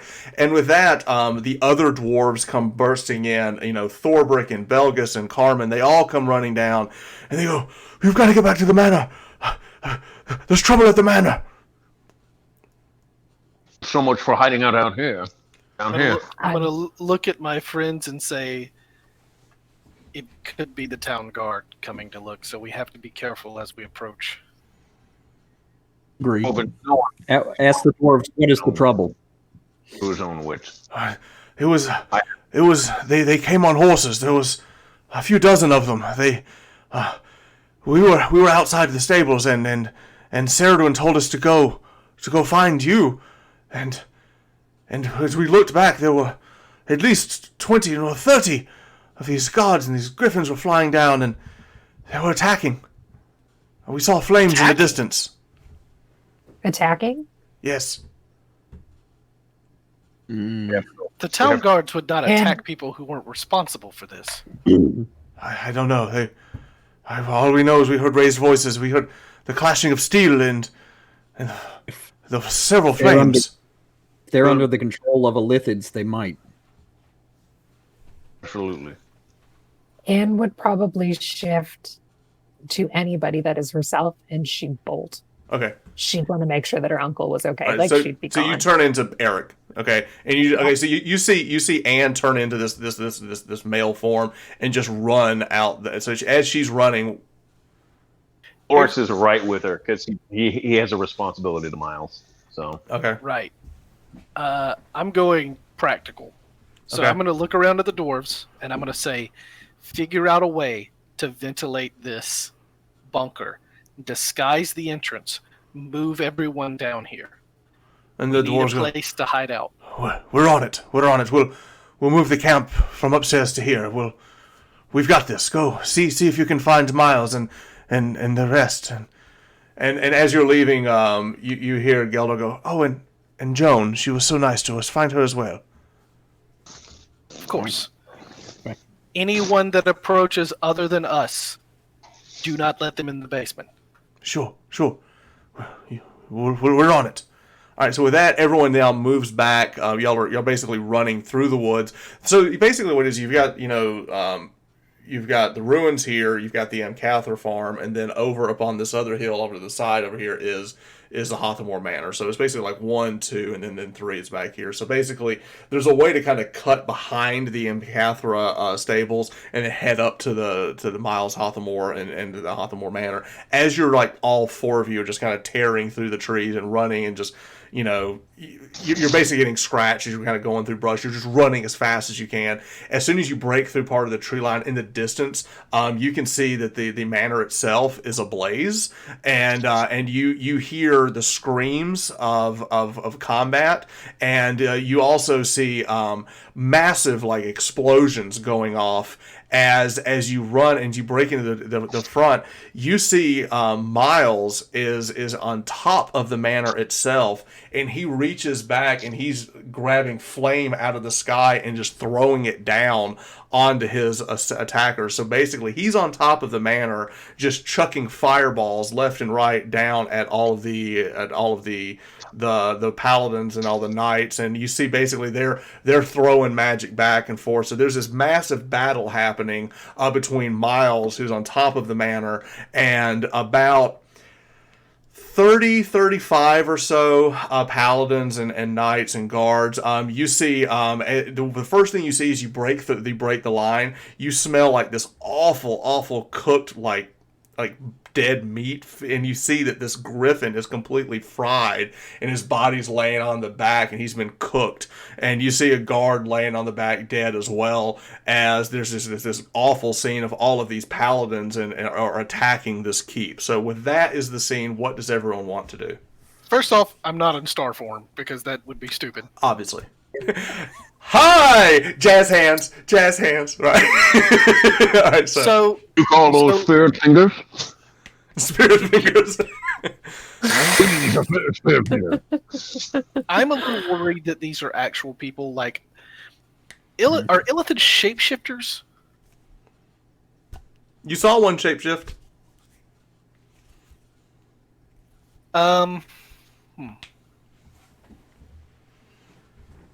I think How taking far these away things. from the house? You're probably good half a football field, 50 yards. I'm gonna say, as we're running, I'm gonna be like, taking these things on. There's like 30 of them. I don't think is wise. We should probably try to extract them, get them back to safety. I don't know if taking these things on is gonna work.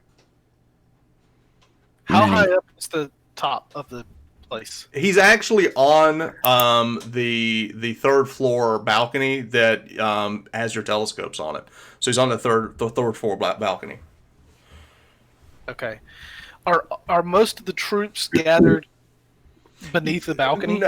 Some, but you can see through the windows. They're actually in the house. They've stormed the house, and you can see the shadows of the flames. They're kind of moving up into the third floor.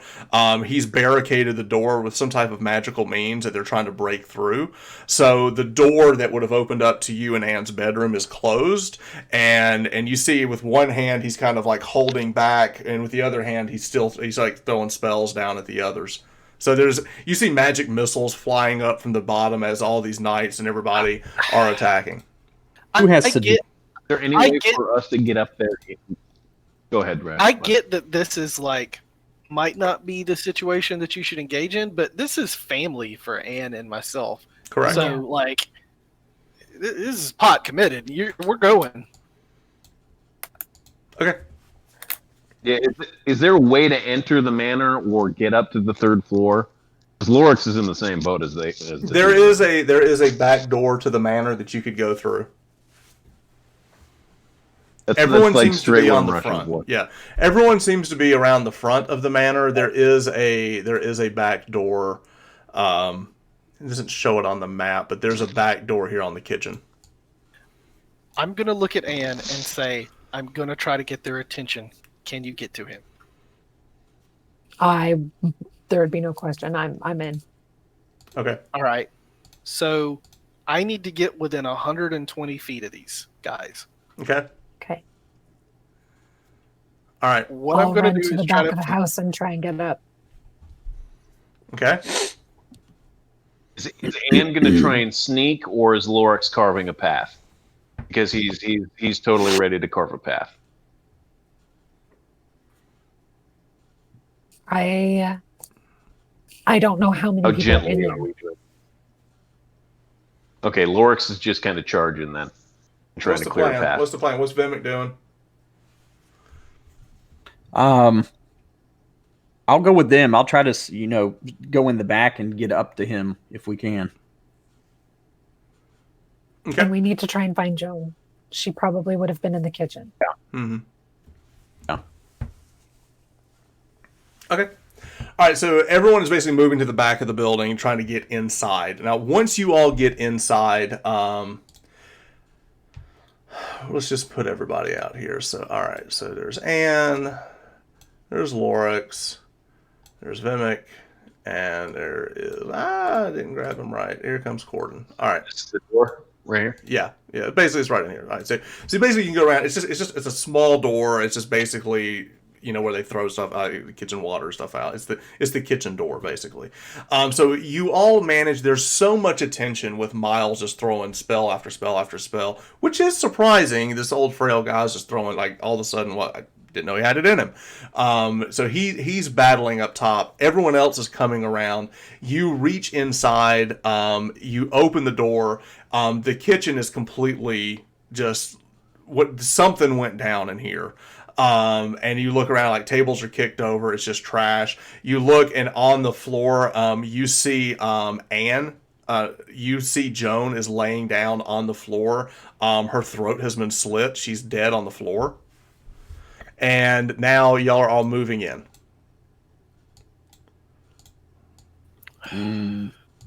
Okay, Lorix yells, "Follow the darkness," and I'm gonna cast darkness on my half plate. Okay. Go rushing towards the stairs. Can you see through that? I can. I now have the Eldritch Invocation of Devil's Sight. Yes, you do. All right, so you're basically projecting darkness in front of you. You can see through it, so you can't. You see Lorix, but you don't see anything in front of him. It's just complete black. And as he's moving through, you hear shuffling about. As you make this turn here, Lorix, you're in front with the darkness casting in front of you. There is. Let me grab. Oh, where we go? Here we go.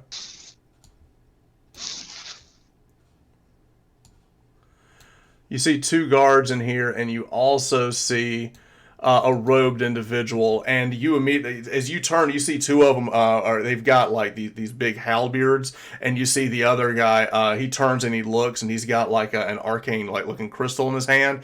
And as soon as you turn the corner, Lorix, you immediately push darkness onto all of them. So that's a pretty big radius, right? 15 feet. All right, so you basically can move up, to the table itself and engulf them. All right, so at this point, we're going to roll initiative as we've got this. So let me get the turn tracker out real quick. And we're just going to do our best with you. So just tell me what you roll and I'll figure it out. I've got a +3, and I rolled a 4. I had rolled a different dice, and that's fine. All right, so we'll put you at a 7. All right, Vimic, what did you roll? 17. Is it straight 17? Okay. Wes, you're 19 plus what? 2. So 21.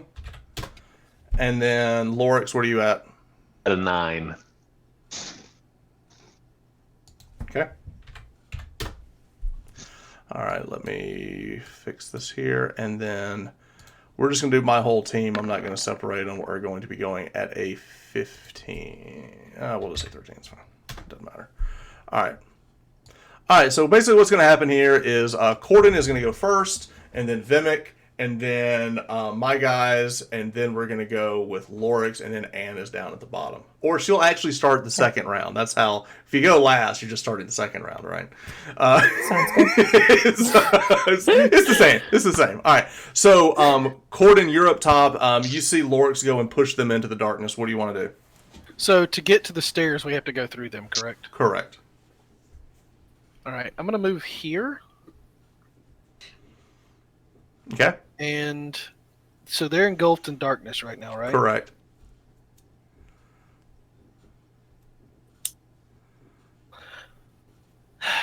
This is not a situation where I think I would be thinking combat first.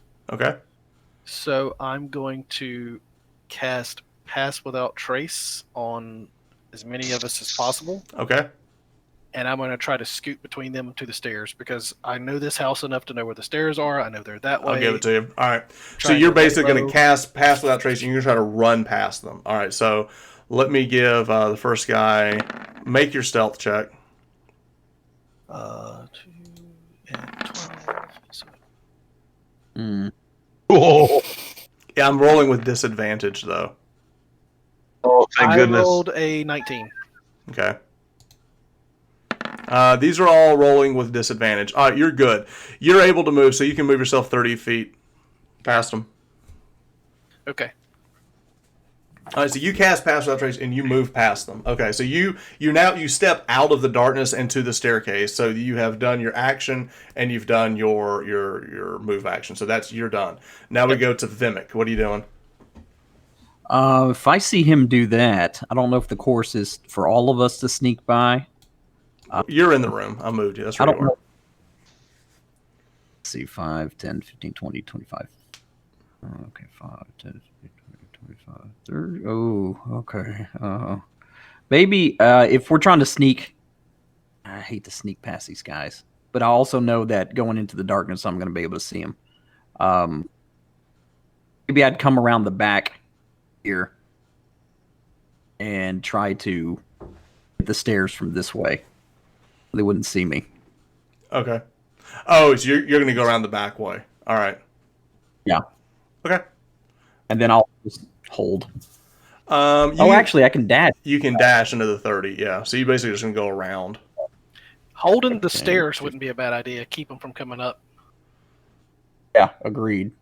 I think, where could I get to? About there. Okay, that's good. Okay. All right. It is now their turn. All right. Oh, no, we lost Ellie. Hope she comes back. All right. Here she comes. All right. The first person is going to step out.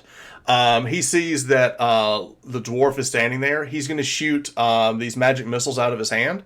So you're going to take 3d4 damage. Plus 3. So you're going to take 3, 6, 7, 8, 9 damage. And you need to make 3 concentration checks. He's making those at me? Yes. It's a 15-foot radius.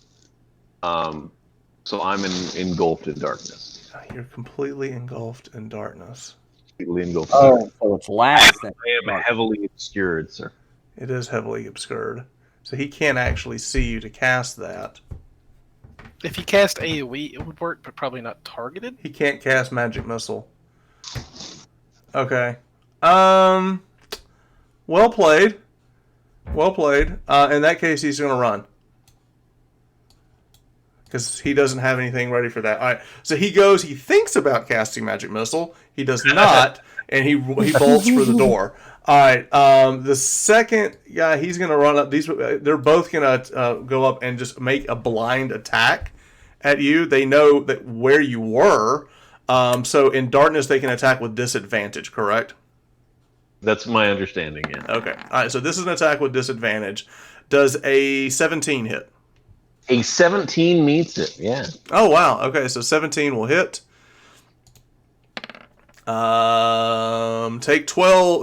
Take 8 points of slashing damage. Okay. And I will roll my concentration? Yes. And you will be concentrated. All right, so he comes out with a halberd. He hits you. He finds out where you are. He immediately takes the back end of the stick and tries to hit you with it, with disadvantage, and he'll miss. And then the other guy will do the same. He'll attack you with his halberd with disadvantage. He will miss you, and he'll try to hit you with the bottom part of his staff, and he'll miss again. So you're duck and dodging all the other attacks. As you see them just fine. They're just swinging wildly. One of them got a lucky cut in, but you're okay. All right, so that is their turn. They are done. It is now your turn. So it's now Lorix's turn. Okay, the one that hit me, I'm pull out my greatsword, and I'm going to take a swing at him. Perfect. Okay. Since he's blinded by the darkness, do I have advantage? I will give you advantage on the attack, yes. All right, I will roll with advantage. 21. No, that will hit. Yeah. So roll your 2d6 plus. 2d6. Bonus. Plus, I'll add the cold damage to that. So plus 6 will be 14 damage. 14 damage. All right. You got to be the sword swingingest warlock I've ever seen in my life. All right. Yeah, you cut him down. All right. Cut him down. Oh, that's okay. Well, then, since I drop him, I'll use Great Weapon Master. Is he dead? Yes, Master. Yeah. As a bonus action, and Yeah. I'll swing at the other guy with advantage. You'll miss that one. All right, you drop him, you swing, you see him kind of take this stance, and he just kind of somehow bounces your blade out of the way with his halberd. He was just kind of making a defensive stand. All right, so you do kill the first guy, you go to swing at the other one, and you miss. All right, after that, we're going to go to Anne, who I don't know is back or not. I'm still here, yeah. Yeah, okay, good. I would sneak around. I'd be following straight up the stairs. Okay, all right, so you're going to sneak around. I've lost your video, but it's okay. That's okay. She probably needs to conserve power as best she can, because without the camera. Correct. Yeah, that's exactly what I need to do. All right. So I see. use my action to do the 30 and dash. All right. So you're able to get up to the second level of the. You're running fast, because you can cunning action dash. So you're extremely fast. So you're able to run up to the second floor, and you're basically turning to get to the third floor. That is your turn. You're just running. Now, as you go up to the top, you hear two other individuals banging up against the door. So you're basically cresting the third floor as you're looking over, and you see the feet of these other two people that are banging on the door. So that is where we're going to end your turn. So basically, you have run all the way up, and now you see there's two people with their backs to you, trying to basically break down the door to get to the balcony where Miles is. With that, we go to the top of the round. We'll go to Corden. The layout of the house, is there an attic that has a window over the balcony? No. Okay. So I started closer to the stairs so I can get further, I'm assuming? Yes, you could get all the way up to the third floor. I have now moved you over so you can kind of see the layout of the house here. All right. So where are the individuals at the third floor? Okay. So at this point, let me pull them over here. You're going to have guy there, and then we see Anne, who's already here, and then you can get all the way up there. All right, here's what I'm gonna do. This is gonna be kind of dumb, but okay. I'm going to shift to Archer. Okay. I'm gonna get here. Okay. More like, not that close to him, but like right there. Okay. And I'm gonna cast Moonlight in between them. Moonbeam. Basically. Moonbeam, yes. All right, so you want to try to hit both of them with Moonbeam. I want to try to hit both of them and be in star form inside the moonlight. I gotcha. All right. I see. I'm blending in, baby. We're doing wombo combo here. All right, so you're gonna break the moon. All right, so basically, doesn't that comes from the sky? It breaks through the roof, and you're able to. A silvery beam of pale light shines down in a 5-foot radius, 40-foot high cylinder, centered on a point within range. Until the spell ends, dim light fills the cylinder. When a creature enters the spell area for the first time or on a turn it starts there, it is engulfed in ghostly flames that cause searing pain and must make a Constitution saving throw, or it takes 2d10 radiant fire damage. Does a 13 make the damage? Here's the specific part that I want you to know, and I don't know if this matters or not.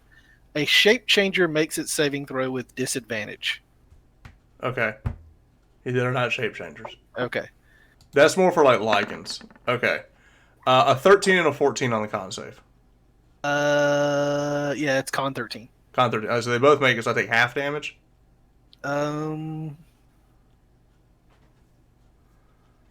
If it fails, takes 2d.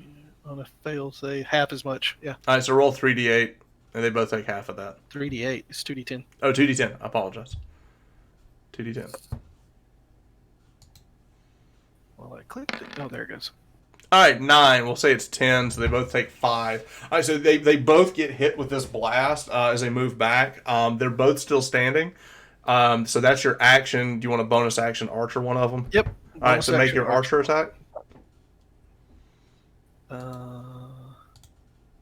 have to remember the +5. Okay.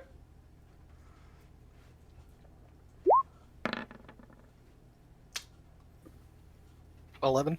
It'll miss. All right. Okay. So you shoot your blast. They both kind of take a blast as they kind of get kicked back, but now they're basically fumbling for their weapons and they're facing off with you. Vimic, it is now your turn. We're going to go back down to the first floor, and we find Vimic. I'm not leaving my my door friend here, so I'm going to 5, 10, 15, 20. Now you can't see what is going on in the darkness. Right. 25, 30. You can get to right here, right? Yes. Okay. Still see this guy. I'm going to try to hit him with an axe. Okay. So I figure he's probably going out to warn people. I gotcha. Okay. Do you want to do anything with your bonus action? I Does get he run into the guy in the darkness? He is a big Ooh. boy. even think about that. How would you roll that to see if I don't? I know there's darkness there, but DM's discretion. Everyone's Yeah. favorite rule. All right, make an athletics check. You run into him. Oh. I'll see if you can shove him. all right. Yeah, this should be okay. I get a +6. This. No, you run and you bump into him and you kind of pushed off below it. You stop cold right in front of him. Okay. But that at this point, you know know where where he's he at. is. You can make an attack with Yeah. disadvantage. All right. Oh, you bastard. All right. All right, so you take your maul and you swing, and you basically just like hit the tapestry next to it, and you just slam it up against the wall. As your maul actually like breaks part of the wall, it's like you can hear the cracking of stone. It's as you are helping the situation. All right, and with that, it is their turn. He makes it out, and you can hear a voice say, "There's more cultists inside." And this guy in front of you is going to attack Vimic with disadvantage with his polearm. Does an 18 hit you? Yeah. Alright. Take 11 points of slashing damage. I think his buddy over here, who's within 30 feet of me, is that 30 feet? It Yeah. totally is. I think he's going to take it instead. Look at that. So he runs out. He goes, "There's more cultists!" And you just this slashing, like where it would have hit you, it's like this portal opens up. It actually hits his friend, and you end up killing him. Nice. Awesome. Nice. That cloud rune is so good. That is. All right, he will try to hit you with the butt end of his stick, and it will miss. All right. That's hilarious. All right, so there's more. Okay. All right, so you cut him down with your reaction. That's kind of crazy. All right, and now it's Lorix's turn. I'm gonna go try and cut this other guy down Okay. With advantage now, right? with advantage. With advantage, yes. 13.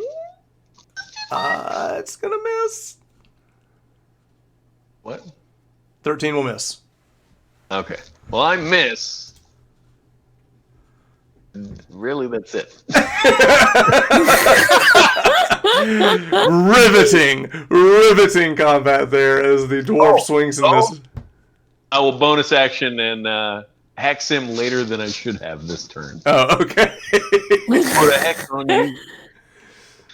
I'll throw a hex on him. All right, so he's hexed. All right, so now we're going to go to Anne, who is now we're going to go back. We're going to change the map back to the second or third floor. And you see that Corden has gone up. He's blown the moonbeam down. They've both taken damage from the searing light that's kind of pushed through. And now you're standing there as you see them grabbing their weapons. What do you want to do? I don't. You don't cast hex. You're going to hold Already. it. You're going to hold it. Okay. I would aim for the one on the left. Okay.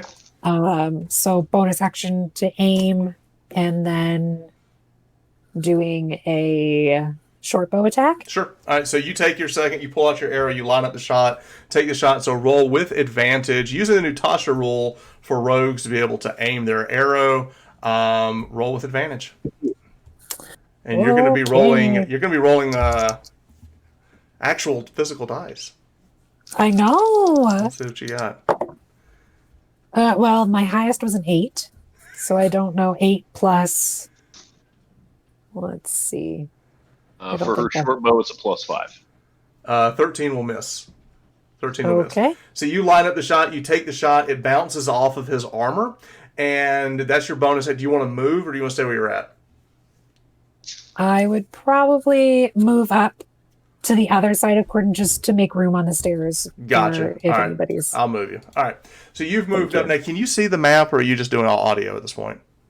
I can see the map, and my power just came on, so I might sweet. switch back to. Perfect. Okay. Yay! Yay! She's back. All right. Trevor, do you want to give a message from our sponsors while she's getting back there? Today we'd like to thank no. All right, so while she's doing that, we're going to go back to the top of the round. So we'll go to Corden. So Corden, you see Anne run, make a shot, slightly distract your target, and now it is your turn. Actually, we didn't do their turn. We didn't do their turn, and I want to correct something. Moonbeam, I don't think can hit both of them. I think it only can hit one because it's a 5-foot column. I'm going to give it to you in this situation. Okay. I'll give it to you in this situation. Now, they started their turn there, said they make another save. Is that correct? No, that was the only one. Like, it doesn't do initial damage. It has to be, like, it's there, and it's when they enter it or when they start the turn in it. Right. So, we're good. All right, so on their turn, we're kind of all happening at once. They're both going to run up and try to attack you. With their, they both have battle axes. The first one is going to attack you with a battle axe. Is a 18 going to hit? 18 ties my AC, yeah. 18 will definitely hit then. All right, so this will be a D10. So take 8 points of slashing damage from the first one. And the second one will make his attack and roll an 11 and miss. All right, so the first guy hits you. He slashes across. It kind of cuts into your armor, your breastplate. You are bleeding as you kind of step back. The other guy swings at your head. You duck as the axe blade comes over your head. Now it is your turn. So they've stepped out of the light. They're out of the light, okay. One thing I'm going to do is I'm going to call out, Miles, open the door! Okay. Then I'm making sure that this doesn't do... Okay. I'm going to cast Charm at 2nd level. Ooh, okay. Hey, lucky. For the sake of argument, the fire that you see is your spell, because don't you can hold that, right? It's a concentration spell. Yeah, it's a concentration. Okay. All right, so you're going to try to now. Don't I get advantage on the save if you're in combat with me when you charm somebody? Let's see. I believe so. It doesn't say. Doesn't say on this thing. Ellie is trying to come back. She's back. She's back. Yay! Charm? Yay, power! Although I gotta say, I liked the candlelight. That was such a cool throwback to playing in the basement in the 90s. You know? I'm in a basement. So you are in it. So perfect. Okay. All right. The charm person? Oh wait. It must make it say. Okay. Yes, you're right. So I don't know if that's a good idea. You can try it. I mean, I get I 2 said yellow. shots at it. What did you just say? Yeah. Go for it. Hashtag YOLO. YOLO, baby. It means you only... All right, so the first guy, so what is my save? I get advantage on the save because you're in combat with me. 13. 13. The first guy fails. Okay. The second guy passes. All right, so this guy here is charmed. Which one? The one directly in front of you. Regards Corbin as a friendly acquaintance. Gordon! I will put the little token on him. Gordon, my friendly acquaintance. I'm gonna look at him and say, point at the other guy and say, he's a werewolf. Hold him in the moonlight. Deception check. Okay. But it's his friend. Does he have advantage telling his friend? Would that be deception or persuasion? It's deception because he's not a werewolf, and I will give you advantage because he sees you friendly. So it's a deception with advantage. That is a 10. You have advantage on the roll. That is a lot more than a 10. Oh! He goes, I've known him since I was a child. It can't be true. There's this confusion now. How about this? I'm gonna say, well, let's be sure. It won't hurt him if he's not. We'll come back to that. All right, that was pretty good. That was pretty good. You lying sack of crap. All right. Child. All right, Vimic, what are you doing down at the bottom floor? Right. So he's 10 feet away, right? Correct. Lorix. All right, I'm gonna swing in the dark again. Okay. Attack try. with disadvantage. And that will hit. Baby. That will hit. Roll your damage. All right. I like that he can hit with disadvantage, but I can't hit with advantage. Let's re-roll the 2. 12. Yeah, he's toast. All right, yeah, he is completely toast. All right.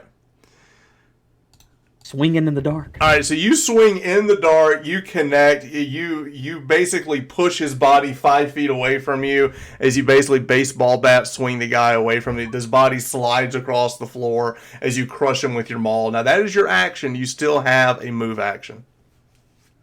I'm going to go 30 feet. 5, 10, 15, 20. Looks like I can get maybe to the second floor. Okay, so you're going up. Or on the... Yeah. Okay, I'll get you. All right, so you're moving up to the second floor. All right, so that's what you're doing. It is now their turn. Now, Lorix, you're still standing at the door when you see several other guards, or I'm not really sure what they are, but there's a lot of them, start piling into the house.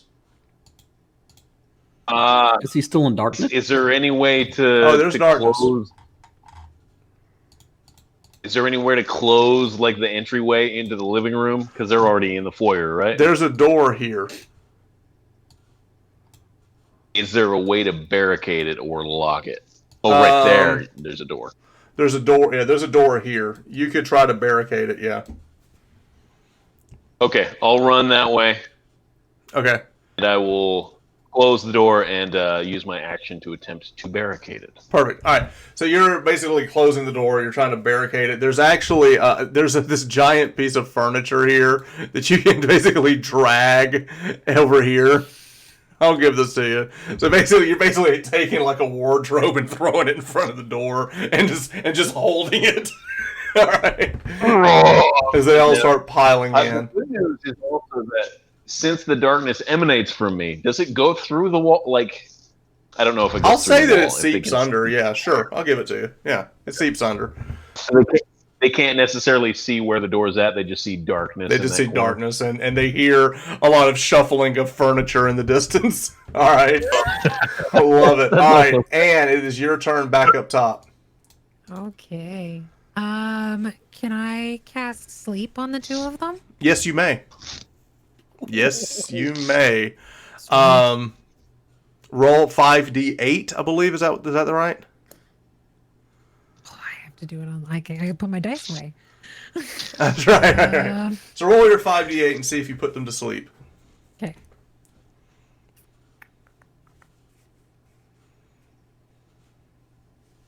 Helps. I'll sing a lullaby. Yes, please. And roll. 19. Okay. So you cast sleep. It's enough to put the one that is charmed is going to stay awake, and this one is going to go to sleep. Okay. Is there a... He's a sleepy werewolf. Sleepy werewolf. They're not werewolves. Yes, they are. You don't know that. All right. So your action, you cast sleep. The one as he's arguing with the other, he just kind of passes out and falls over on the ground. You see him kind of double back and fall actually onto Corden's bed as he just kind of falls over. At this point, you can still move and you still have your bonus action. They're Schrodinger's werewolves. They're both werewolves and not werewolves until we're sure. Let's put them in a box to be sure. Yeah. All right. Anne wouldn't like. The only thing on Anne's mind would be to get to Miles to protect him, to get him away. Okay. So if I can move and use my bonus action to dash, she'd be trying to get to the door. You can get through it. So you go and you basically bust through the door that was barricaded for them, but you're able to push it open because you push the doors open and they were just not even locked. You don't know what was holding it, but as soon as you open the door, you see Miles like kind of pushed down onto the ground as he's fighting three dark individuals. Are they werewolves? They are not werewolves. I guess I'm downstairs. I can't see if they're werewolves or not.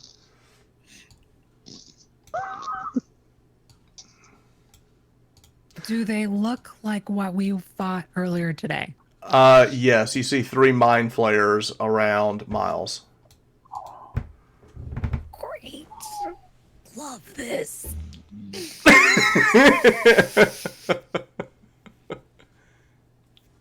Yo, dog. Heard you like mind flares. That would be my turn. I think that's it. All right. That is all right. So the top of the round, huh? That's my question. Who let Trevor play Baldur's Gate? I actually wrote Let this him like a do couple of months ago before I started playing the new one. So, So is this whole thing balcony? Like it's got rails all the way around it? yes. Okay. All right. Miles, is going to move to here and take 3 attacks of opportunity. Not wise, Miles.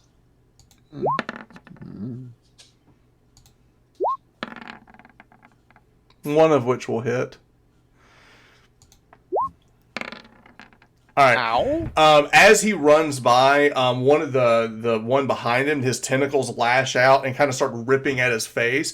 As you see, like part of his like face kind of get ripped, and it's like he got skin hanging off of his cheek. As he runs, he turns, and you see fire come out of his hand as he casts fireball on top of all 3 of them.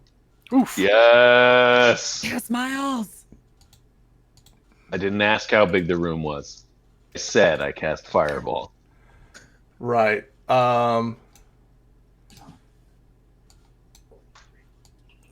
It's that big. Ooh, that's a big one. I can't wait to see how many dice. Is Blow that- them off Whoa. the ledge. Oh, it's getting bigger. All right. We're gonna need some d6s. Oh my god.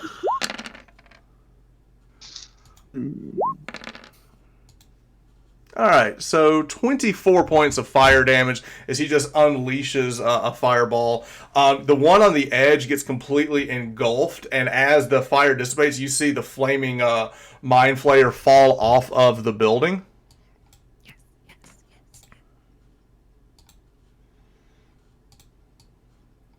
Okay. There's still there's flames just going off all over the place with that. And with that, we go to the top of the round, and it is Corden's turn.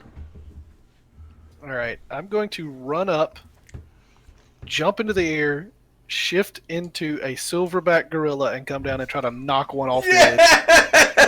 Yes! You shift into a silverback gorilla, and you're going to try to shove the mind flayer off of the side. All right, so I actually looked this up today. It is an opposing athletics check. Which is very good for you because that's not a good thing for mind flayers, and it's very good for silverback gorillas. All right, so make an athletics check as a silverback gorilla. Can anybody look up the stats super quick of a silverback gorilla? Because I'm sure Wes doesn't have it in front of him, or does he? Does he? An Give ape. me just a second. It is just an ape. 16 strength, so +3. +3. All right, so roll athletics +3. There's just athletics roll plus. No, 3. I'm sorry. I'm looking at the ape. The ape is proficient in athletics, so it's +5. Okay. I mean, that makes sense. Yeah. All right. Oh, you're right. Oh, my bad. All right. So 18. 18. All right. That definitely beats my 8. All right, so you turn into a gorilla and you just paw him back, and this mind flayer who was already like kind of singeing with fire, you hit him across the head. He falls off the 3rd floor balcony. Question. I'm an Donkey 8. Ford Do I get 1 attack or 2? All right, so here's the thing. You technically only get, you should get 2. The thing is that you shoved as 1. Uh-huh. And then Shifting is a bonus. it's not for you, actually. Oh, it's not? It's an action? It's an action for you, yeah. So I'm basically kind of giving it as part of your Okay. move action. While moon druids can do it as a Gotcha. as a bonus action, but you're not a moon druid. You're not a filthy moon druid. All right, but I'm giving it to you as part of your action. It makes sense, and I like it. It's a good flavor. All right, so that is Corden's turn. It is now Vimic's turn. All right, where am I? You are still on the first. Where are floor. any of us?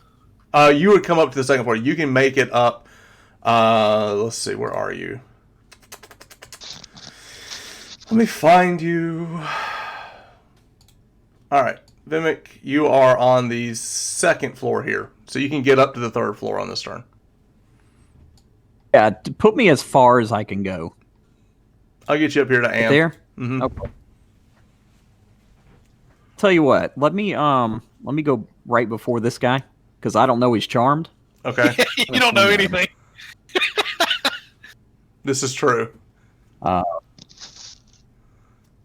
was move. All right, bonus action, Giant's Might. Okay, all right. So you move, and as you get to the top floor, as this guy who's like friends now with Corden looks and just sees this giant angry Goliath with this giant maul about Before to you attack. hit him, he goes, "Hello there." All right, so make your attack roll. All right, so this is +6. Go. All right. All right, you make this swing. He ducks out of the way as this giant maul swings around on top of him. He's like, "Whoa, whoa, whoa!" What do you want to do? Okay. Well, I did a move, I did bonus, and a regular action. Second wind is a bonus, isn't it? It is I mean, not second wind. action surge. Action surge. So one action surge. I think is that a bonus? Action surge gives you a whole nother action. Yeah, you can just do it. You get another action. Oh, You're gonna swing again. I'm All gonna right. take it. He will not be denied attacking this friendly. It's so perfect for his character. Yeah, so roll 3d6 plus 3 damage. Yeah. What does this look like? I believe this is a simple misunderstanding. Oh no! So I'm gonna hit him, but with the crusher feat, I'm gonna slam him into the moonbeam, and that's what's gonna kill him.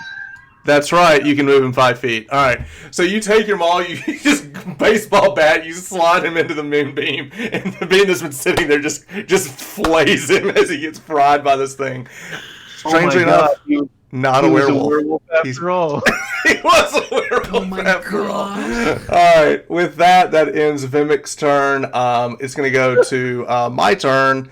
This Mind Flayer that's here is going to Misty Step behind Miles and make his attack against Miles.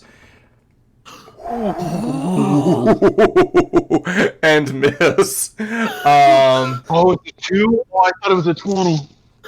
Yeah. The Mind Flayer that got pushed off the ledge is going to fly back up.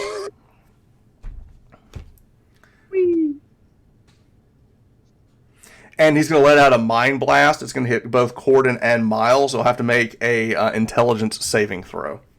As the monkey. As the monkey. Your intelligence as a monkey is a 6. It's a 6. Oh no. What's that? A -2? Yes. Yes. Ook, Oh, ook. Lord.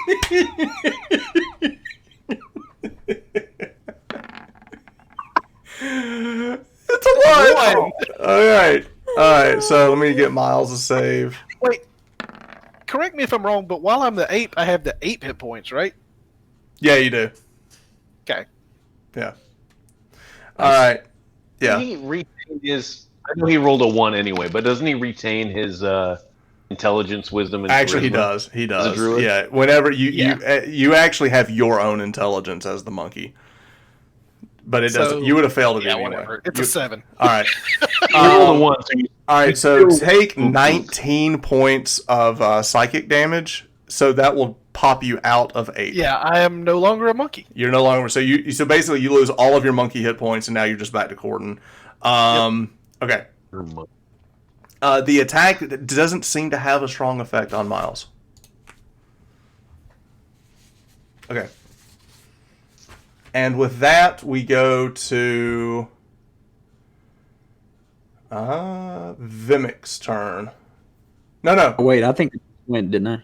No, I apologize. It's Lorix's turn. I was way off there. do Barring I the hear door. them trying to pound the door? Yes. Are they trying to...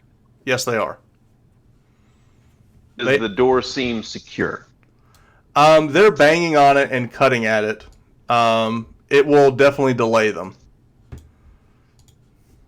All right, I will hold my action since the rest of my friends ran upstairs to help Miles. Be to delay them further, and I'll hold my action to if any of them get through the door or even show like a hole in the door, stab through the hole. Gotcha. So you're just waiting. All right, Anne, you're up.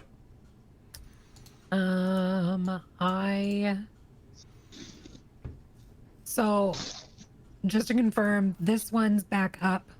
Yes, he's This one's hovering. back up. This okay. He did I take fall would- damage though. Okay. And fireball damage. And fireball damage. Yes, he's taking quite a lot of damage. I probably would only see the one behind. So I would move forward. Okay. Rapier attack with booming blade. And it will be with advantage because you're flanking it with Miles.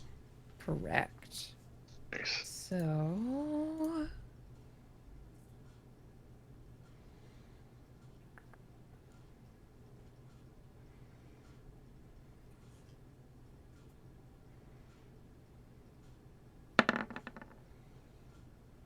Mm.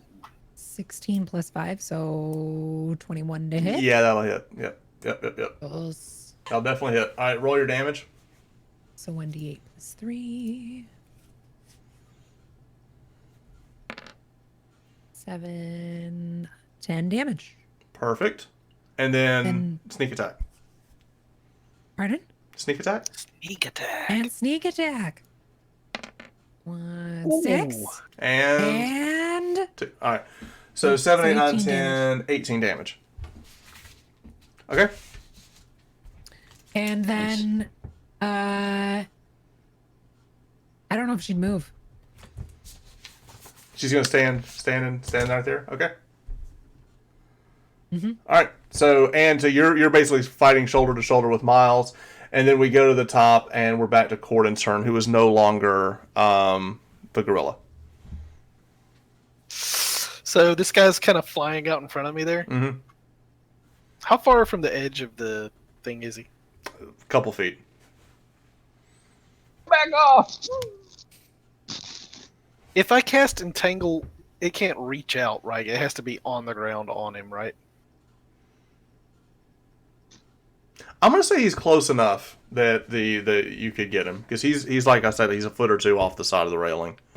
But he can Misty Step, which means You're right. I've seen one do it. I wouldn't do that. Okay. So let's summon a beast. Okay. Here it that comes. is a creature with flyby.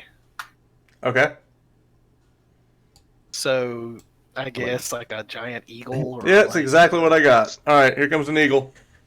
Yep. All right, so you summon this giant eagle, It and works for the hobbits. By God, it's gonna work for us. That's right. All right, so make your attack roll. Let's see. Let me pull up the stats on it. The moonbeam is gone. Yeah, the moonbeam's long gone. Bestial spirit +4 attack. Yep. Roll. And it doesn't provoke an attack of opportunity as it Right. It can goes in basically and just out. flyby attack and then leave. Yep. Oh, It will miss. It will miss. All right. So it you did the summon the eagle, 22. but you've got a friend now that will continue to attack. Okay.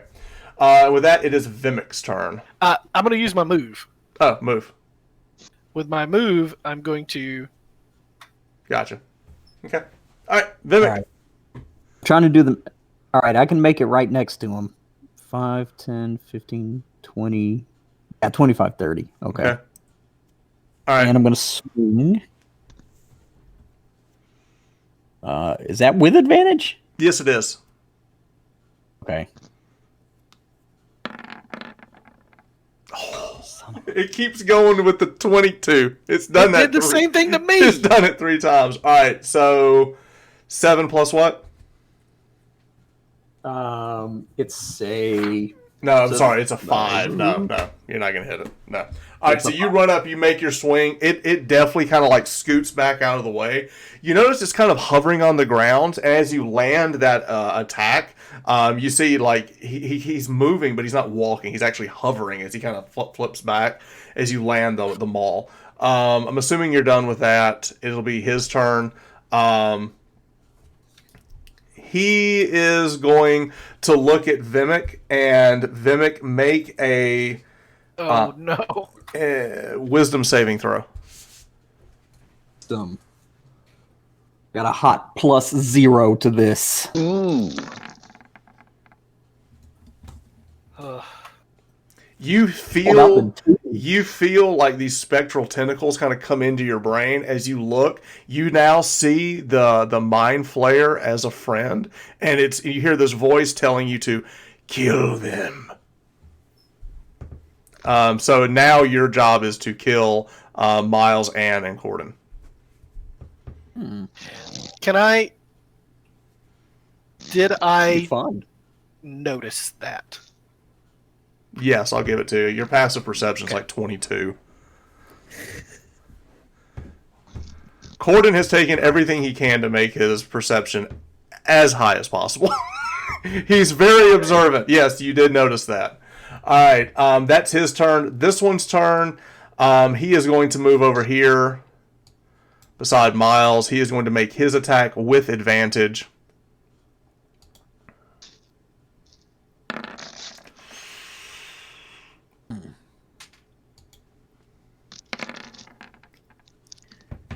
Ooh, God. I hate it. He wraps his tentacles around the neck of Miles. It snaps, and he removes the head away from Miles's body.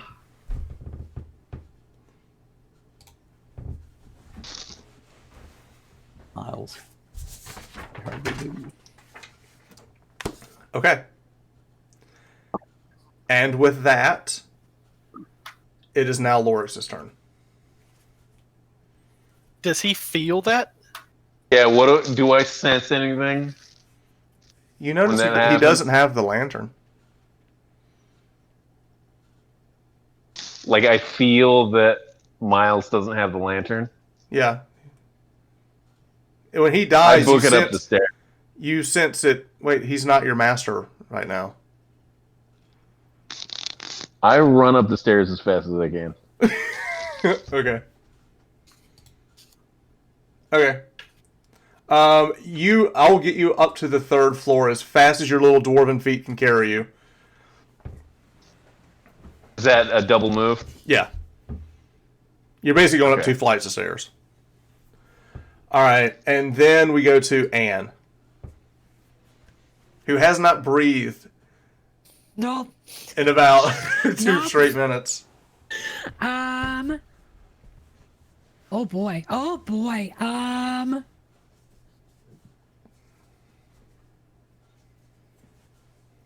Okay.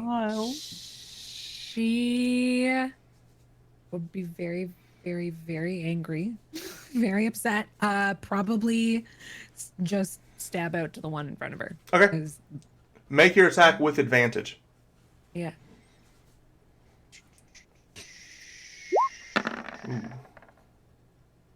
This could get interesting. Okay. 19. Yes, that does hit. Roll To your hit. D8 plus 3 plus 2d6 for sneak attack. I love the fact that they changed that to all you have to have is advantage. 4. Yeah. So 7 and then another 2d6.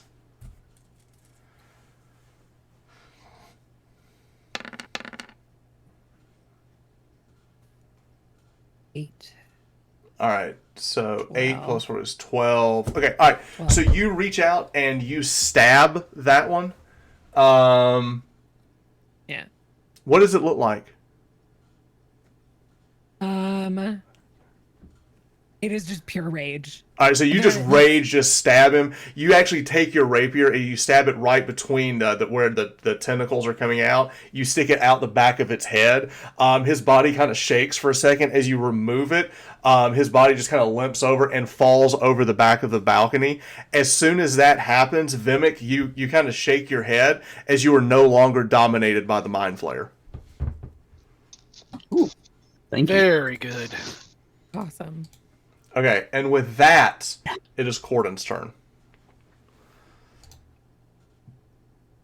So I saw this happen too, even though she's in between me and. Yeah, you saw it happen, yeah. Well, for one, the eagle is going to come at it. Okay, so Eagle does a flyby. Make your attack with the Eagle. Maverick. 14. It actually gets an advantage. Oh. Will hit. 18. Roll D8. And 7 points of damage. Okay. Okay. I'm going to step to the side, Okay. call this thing a piece of filth, and then guiding bolt it. Guiding bolt. All right, make your attack.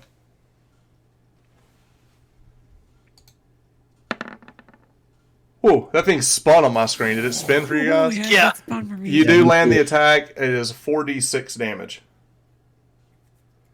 Whoa. Yes. Guiding bolt. Yeah. What does it look like? It's going to look like a star came out of the sky and just streaked down and just took its head off. Okay. All right. So this thing, this light comes down. It looks at you. It's about to lunge at you. Whenever this meteor, this light, just comes out of the sky, hits him, and just like burns like the front part of his head. Black ooze just kind of explodes out of his head as he kind of falls over to the ground. You notice that this is like the first time you've actually seen him. Like his feet touch the ground. Like they were all kind of hovering about, and as soon as that hits, you just see his whole body just kind of limp down to the ground as you have killed the other Mind Flayer. With that, we go. As soon as that happens, it is now Vimic's turn. Vimic, what do you want to do? I'm gonna pick Miles. Both the Mind Flayers at this point are dead. Okay, I'm gonna pick Miles up. Okay. It might sound a little sacrilege and put him in the bag of holding. Okay. And Oh my say, god. like, we need to get the hell out of here, probably. So, He doesn't have a head, does he? It's Oh, laying on the doesn't? ground. You can grab the head too. All right. So Yeah, you grab yeah. the body and the head, and you just scoop it into the bag of holding. yeah, that will be my action. I'll also peer over and see what I can see over the balcony. Okay. This is the back side of the balcony. You look and you see that there's even more people showing up on the outside away, but the back side that you're on, it still seems relatively empty. Like you look around, you don't see anybody on this side. It's very heavy brush and thicket and woods on this side. It would be hard for people to kind of ride up behind it. How far are we up? About 30 feet? Yes. Okay. Is there anything I can climb down? Yeah, you can try to climb down the side of it. I'll be able to do that this turn? Probably not. since I'll I give it took to you that as part of your move action. Yeah, so you scoop the body up. Give me an athletics check to kind of climb down. And then don't you get advantage? It's +6. Oh, because you're a giant form. Don't you? It's a strength. Oh, yeah. Yeah, 15's fine. 21. You're able. You grab the body, you slide it in there. You with one hand, you just grab the side of the railing, you scoop, and you just Batman swing down to the bottom of the manor without a problem. You got to think it's 30 feet, but you're 8.5 feet, so it's not that much of a jump for you to be able. It's probably more than about 32 feet, but you've been able to land without a problem. All right, so Vimic, you're on the ground. As soon as you get on the ground, you kind of peer around the corner, and you see there's about 30 or some odd people kind of gathering outside. The path that you came up to looks clear. If you go through the brush, you could cut past the Amcathras and back to the ruins.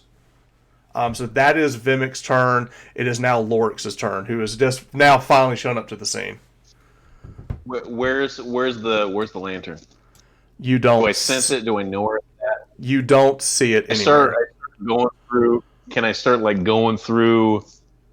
Do I know if it would have been on Miles or somewhere else in the estate? He always carried it with him. He always had it with him. Yeah. All right. When I see Vimic put the body into the bag, go chasing after Vimic.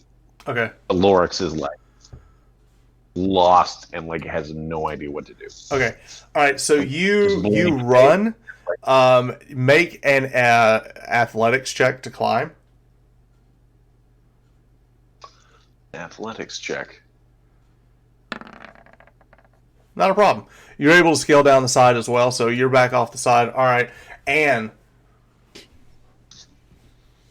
you see both Vimic and Lorix climbing down the side of the building.